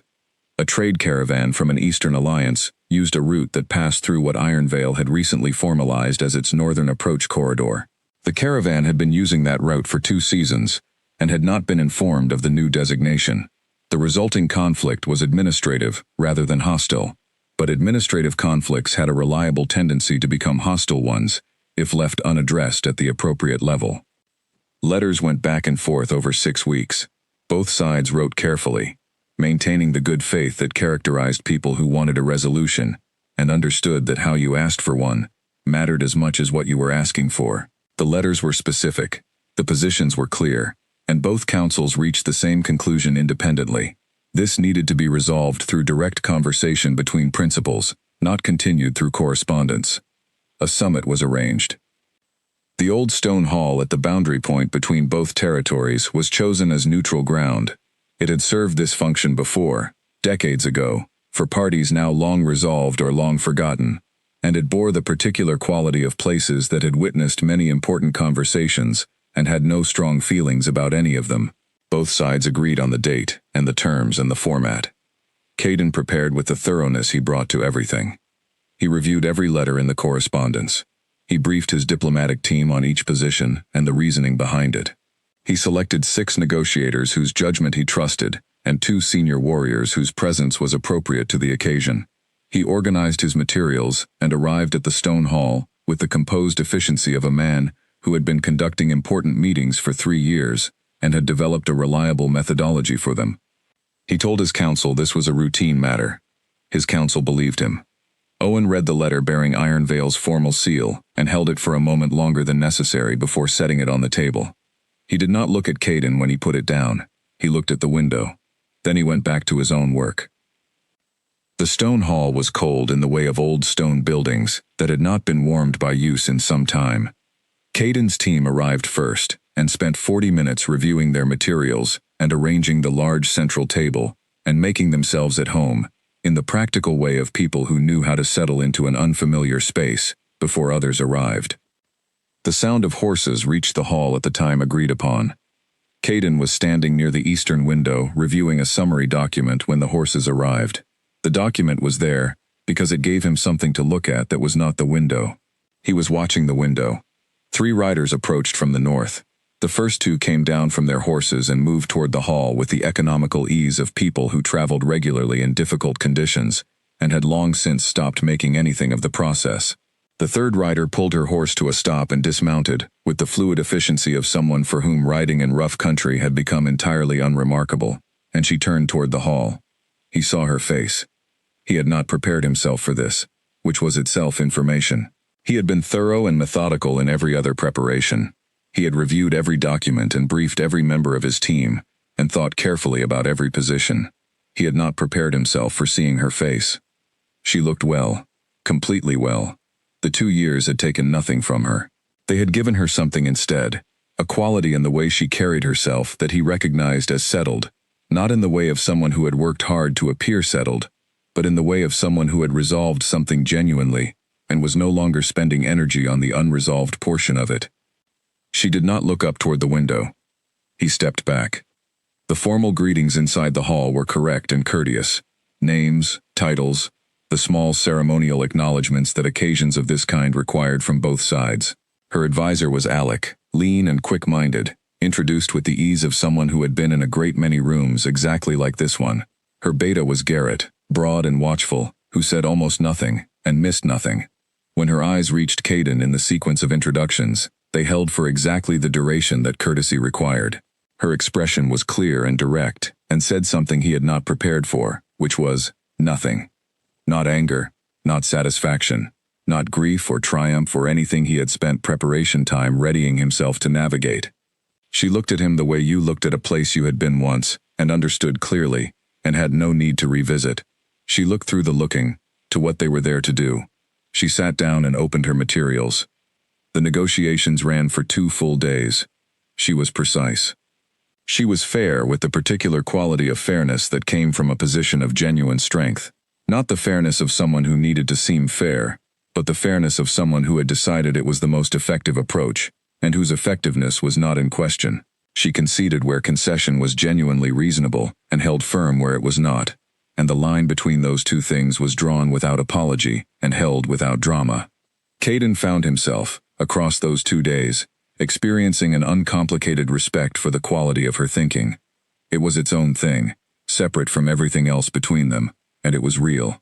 She had earned everything in that room through understanding how to use it, which was not the same as intelligence, which she also had, but was something beyond it, the specific skill of someone who had thought carefully about how to make a process serve a good outcome, rather than simply demonstrating their own ability within the process. He had not known she would be this good at this. He was not surprised. On the evening of the first day, during a recess in which both parties went to their separate rooms to eat and review the morning's progress, he found himself in the corridor that connected the hall to the building's sleeping quarters. He had not planned to be there.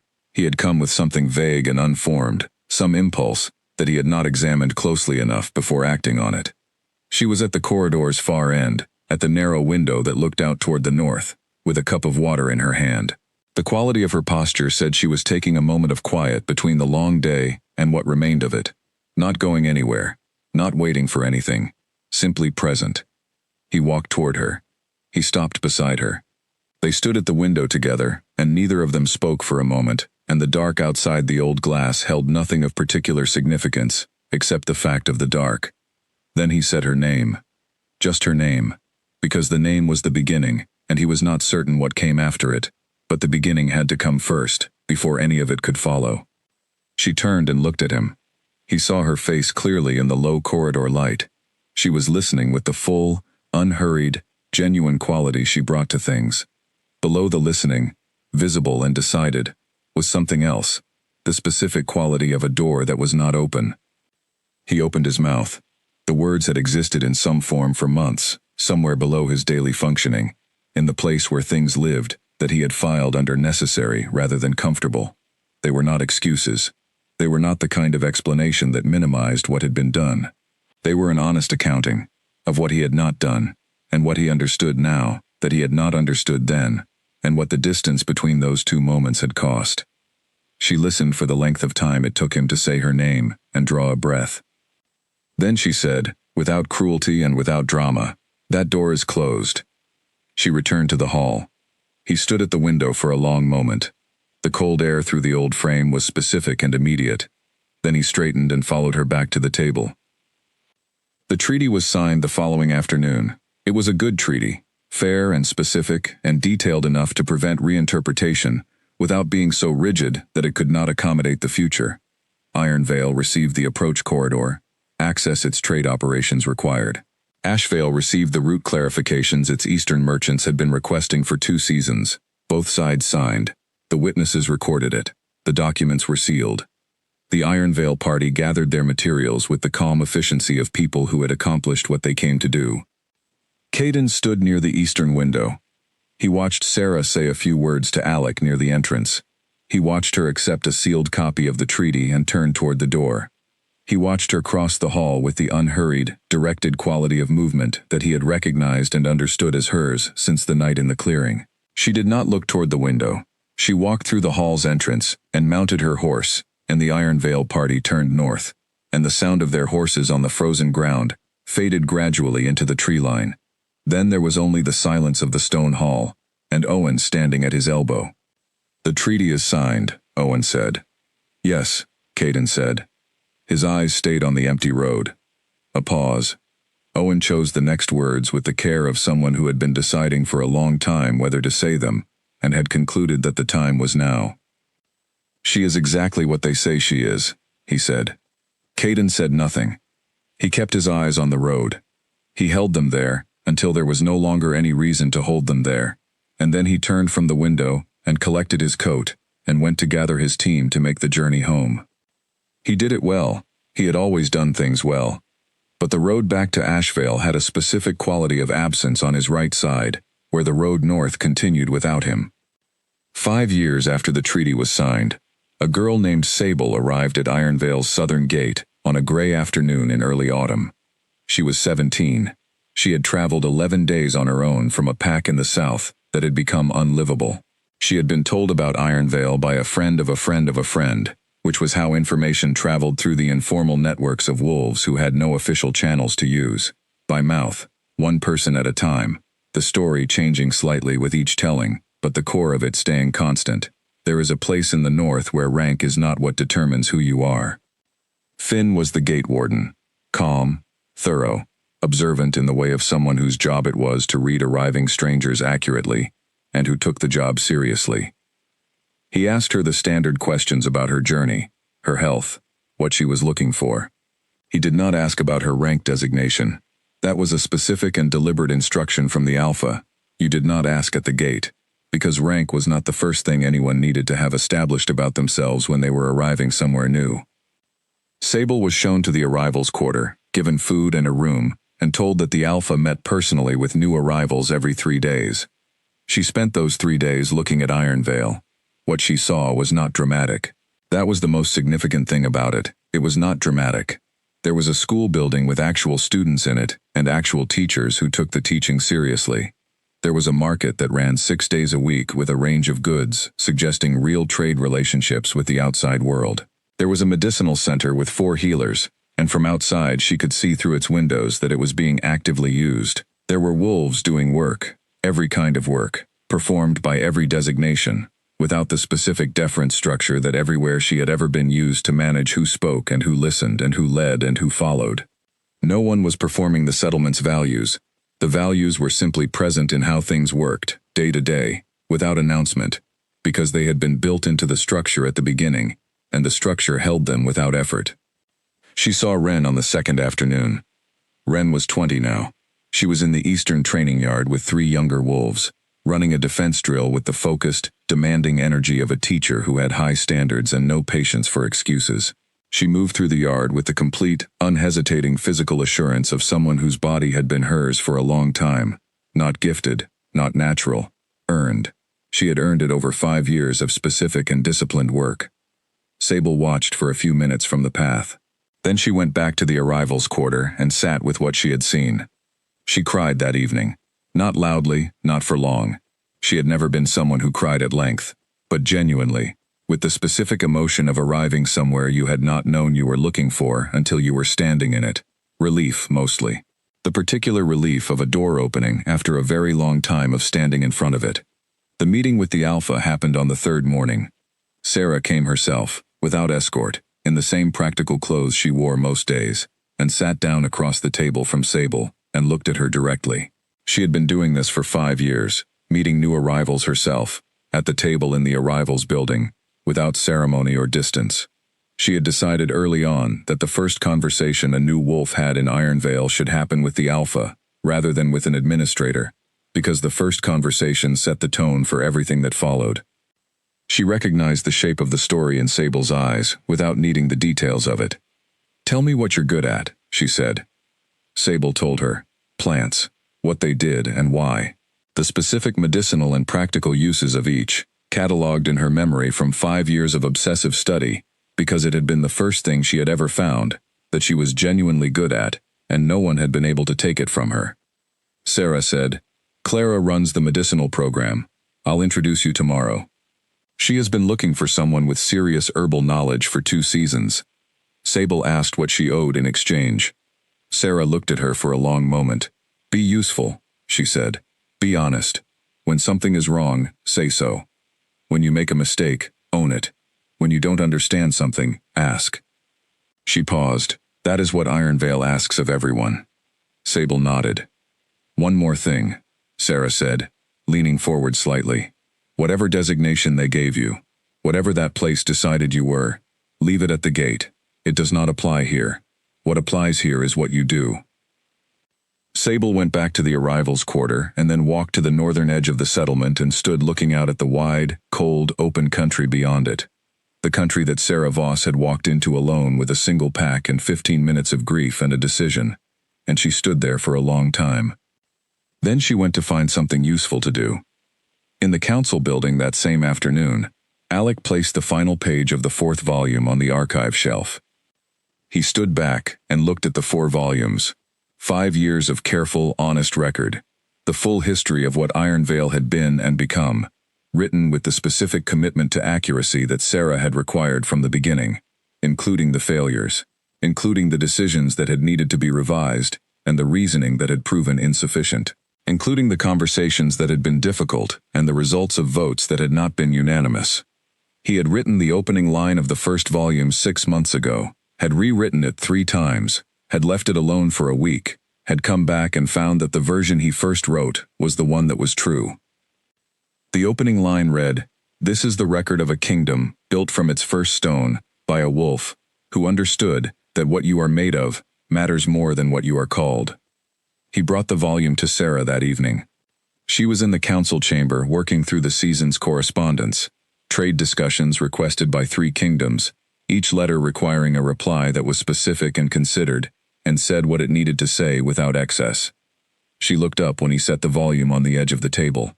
She picked it up. She looked at the cover, plain leather with the Ironvale tree pressed into it, roots visible, the mark they had chosen together in the 2nd month because it said accurately what they were building.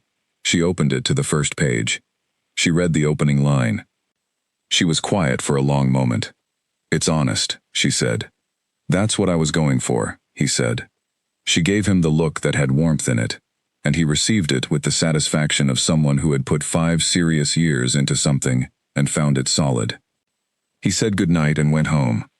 Sarah put the volume at the edge of the table and went back to the correspondence. She worked through the stack steadily, without hurrying. Outside the council chamber's windows, the settlement was settling into its evening sounds, the last of the market stalls closing, the fire in the central square being built up for the communal hour, children being called in from wherever they had gone. 360 wolves living their lives in a place that had not existed 5 years ago. When the work was done, she stood at the window for a while. She thought about the ceremony. She did this rarely enough that when she did, it was a specific choice rather than a habit. The door was closed. She did not walk past closed doors without reason. But occasionally, in the particular quiet of late evenings with the work behind her and the world at rest, she let herself look at it from the distance she had since traveled. What she saw was different from what she had felt that night. The rejection had been the worst thing that had happened to her. She had not been wrong about that then, and she was not wrong about it now. It had been the worst thing in the immediate sense. The bonds breaking, and the public weight of it, and the administrative follow-up, and the packing in the morning. That had all been exactly as terrible as she had experienced it. But worst and most important were not the same category. The rejection had not been her ending. It had not been a detour. It had been the specific and necessary thing that needed to happen in order for her to leave a place that was too small for what she was, and find out, in the open country, what she actually was. She could not have found that out inside Ashvale. The structure would not have let her. The structure had already decided what she was, and the structure was committed to that determination, and she would have spent the rest of her life accommodating it. She had needed to walk out. She had walked out. The moon goddess did not make mistakes. She had spent years being skeptical of that claim, and had arrived, slowly and without drama, at the version of it she actually believed. The bond had pointed through Caden Ashvale, the way a compass pointed toward north, through whatever geography was in the way. The destination had never been the person. The destination had been the person Sarah had to become, in order to arrive here. The moon was full tonight. She saw it through the chamber window, above the tree line, round and bright, the same moon that had been present on the night in the clearing when everything had changed. She looked at it without the weight it had once carried. She thought of Wren in the training yard. She thought of Della at the council table. She thought of Garrett at the gate. She thought of Felix, 21, and working in the Eastern Agricultural Program, with the patient intelligence of someone who had been given room to find what he was actually good at. She thought of Sable, who would begin with Clara in the morning. She turned from the window. She put on her coat and gathered her papers and walked to the door of the council building. At the threshold she paused for one moment, the small, human pause of someone moving between one space and another, breathing the breath between them. The moon held above the tree line. The settlement's lights were warm in the windows below. Smoke from the central fire. The quiet sounds of 360 lives. She had built this. Not by waiting to be seen. Not by a bond or a ceremony, or by being chosen by the right person. By deciding, in a dark room, with 15 minutes of grief behind her, and a list on the table in front of her, that she was going to leave, and go north, and become something. She stepped out into the cool northern night. She walked home through her kingdom. She had the ground under her feet. That had always been enough.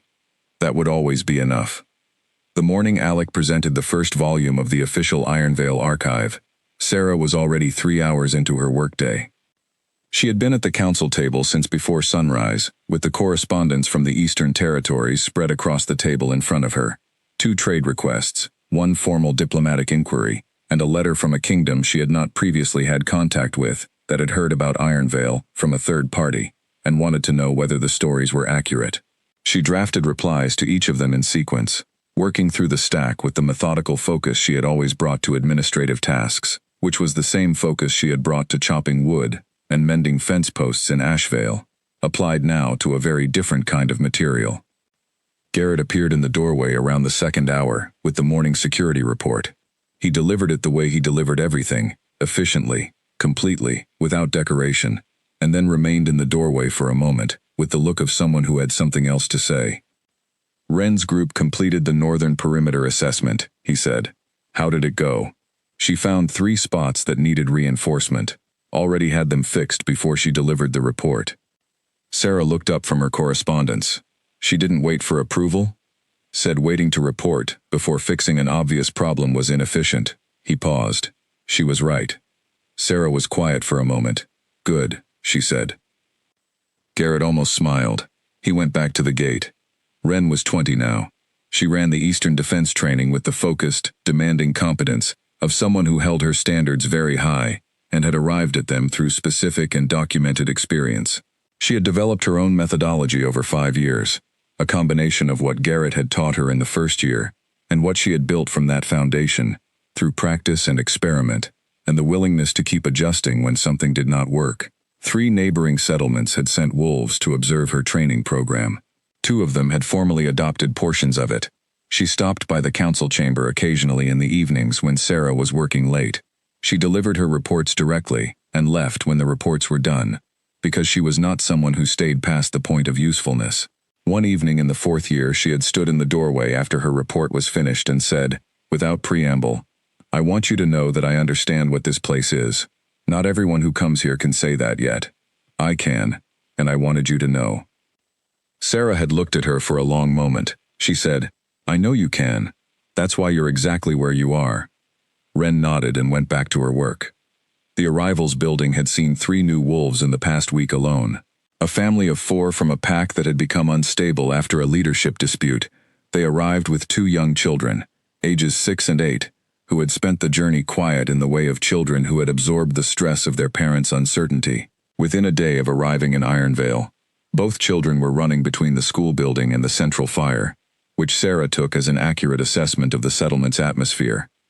A lone wolf named Elias, formerly a council member at a pack that had collapsed. He arrived with extensive administrative experience and a willingness to use it, and Alec had found him a place in the archive project within 48 hours. And Sable.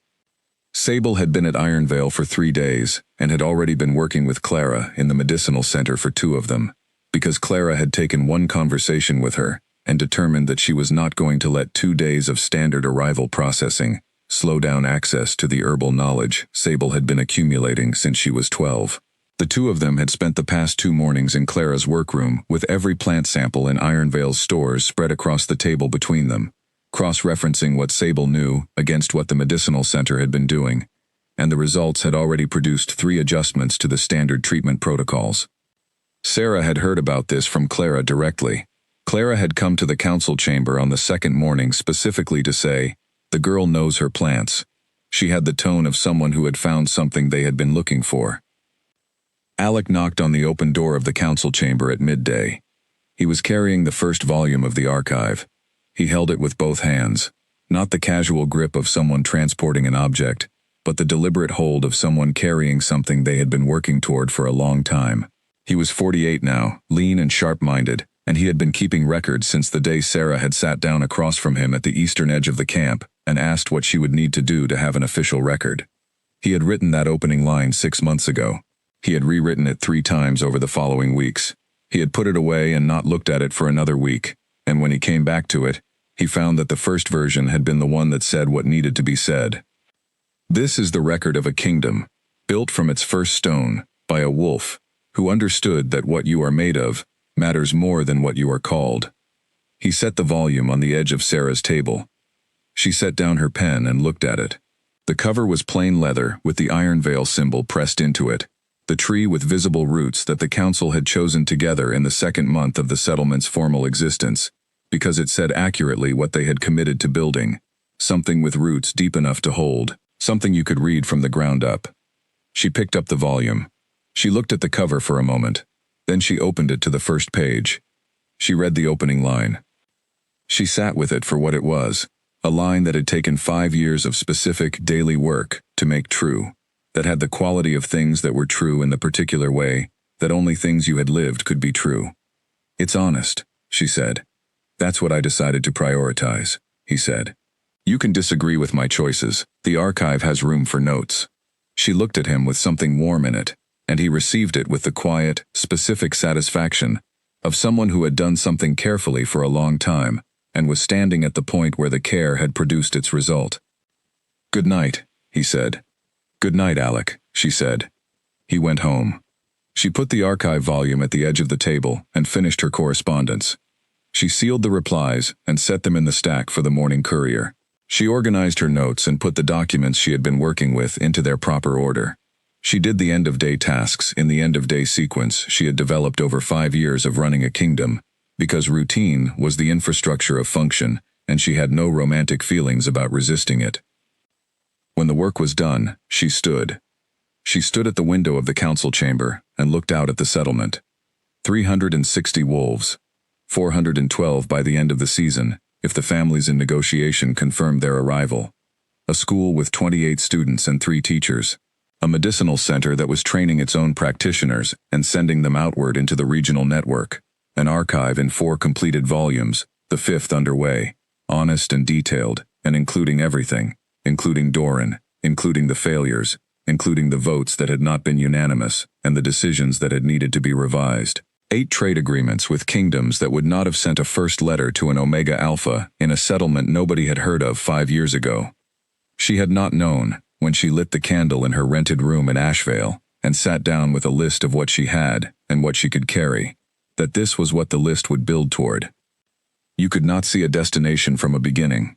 You could only see the first direction, and the next direction became visible when you needed it to. and the direction after that when you needed that one. She thought about the ceremony. She permitted herself to think about it, sometimes, from the distance she had since traveled. From this distance it looked very different from how it had felt that night. Not smaller. It had been large, the way things were large when they were immediate and real and your. But its meaning had changed, the way the meaning of certain events changed, when time moved you past them, and you could see what they had been pointing at, that you could not see while you were standing inside them. She had thought, on the floor of the rented room with the 15 minutes running out, that the rejection was the worst thing that had ever happened to her. She had been right. She had also been wrong, in the way you were wrong when you understood the immediate truth of something perfectly, and had not yet had time to understand the deeper truth behind it. The rejection had been the worst thing. It had also been the necessary thing, not in the comfortable, retrospective way of saying that everything happened for a reason. She had no patience for that formulation, which too often served as a way of avoiding the work of actually understanding what had happened and why. What she meant was more specific. She could not have found out what she was inside Ashvale, because Ashvale had already decided what she was, and the structure of the place was committed to that decision. The rejection had been the particular push that made her walk out, and she had needed to walk out. She had needed the road. She had needed the wilds. She had needed the 3 rogues, and the territorial beast, and Marcus at the stream, and Garrett's closed-door face, and Felix's infected arm, and Della sitting down at her fire uninvited, to tell her the things she needed to know before she walked into them. She had needed every specific and difficult and unglamorous thing that the journey had been, because every one of them had asked something of her, and in the answering of those asks, she had found out what she was. The moon goddess had known all of this. Sarah had spent a long time being uncertain about what she believed about the goddess, and she had arrived, slowly and without needing to announce it, at a version that was true for her. The thread had been real. The bond had been real. What she had felt in those few seconds in the clearing when it was present had been real. And the goddess who had placed that thread had seen past the ceremony, and the clearing, and the night, and the rejection, all the way forward to this, to a council chamber in a kingdom in the northern country, to 360 wolves, and a school, and an archive, and a future. The goddess had known. The moon was full tonight, visible above the tree line through the council chamber's window, round and bright and indifferent in the way of things that had always been there, and intended to keep being there long after the specific stories beneath them had resolved. Sarah looked at it for a moment. She felt its presence without the weight it had once carried. She looked at it the way you looked at a place you had traveled from, noting it, understanding the distance, grateful for the road. She thought of Garrett at the gate. She thought of Della at the council table, still sharp and still direct and still the person in any room who said the thing that changed the quality of what came after. She thought of Felix at 21, patient and competent, and invested in the work he did, because the work he did was genuinely his. She thought of Wren, who had walked 11 days to get to a gate, and had been training wolves to defend themselves for 4 years since. She thought of Sable, who had arrived 3 days ago, and would begin her permanent placement in the medicinal center tomorrow morning, and who had cried at the northern edge of the settlement, not from sadness, but from the specific and enormous relief of arriving somewhere she had not known she was looking for.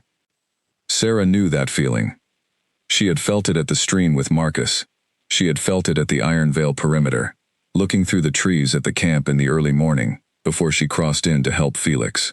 She had felt it in the weeks after the vote, when she woke each morning, with the particular quality of awareness that came from being exactly where you were supposed to be, doing exactly what the work required.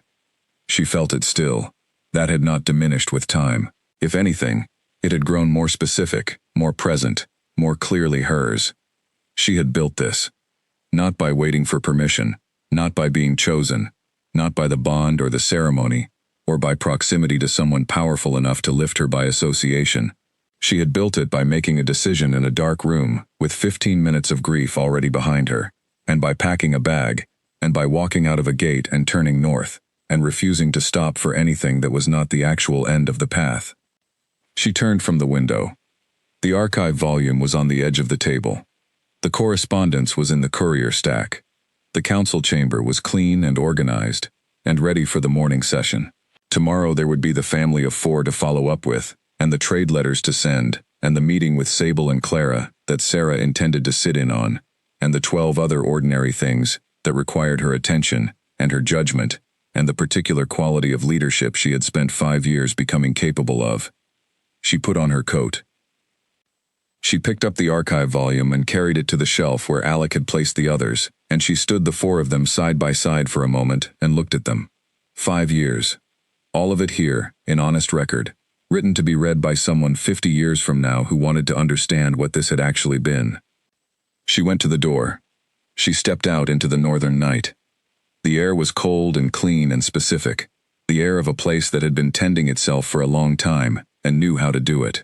The central fire was still going. It burned late on most evenings, the gathering place for whoever wanted it. She could see figures around it from the council building steps, laughter, low conversation, the sounds of a community at rest. She walked home through it. Not quickly, not performing anything. Simply walking through her settlement on a full moon evening, the way she walked through it on any other evening, present, attentive, belonging to the place and the place belonging to her, in the specific way that things belonged when they had been built rather than assigned. The moon moved above her as she walked. The ground was solid under her feet.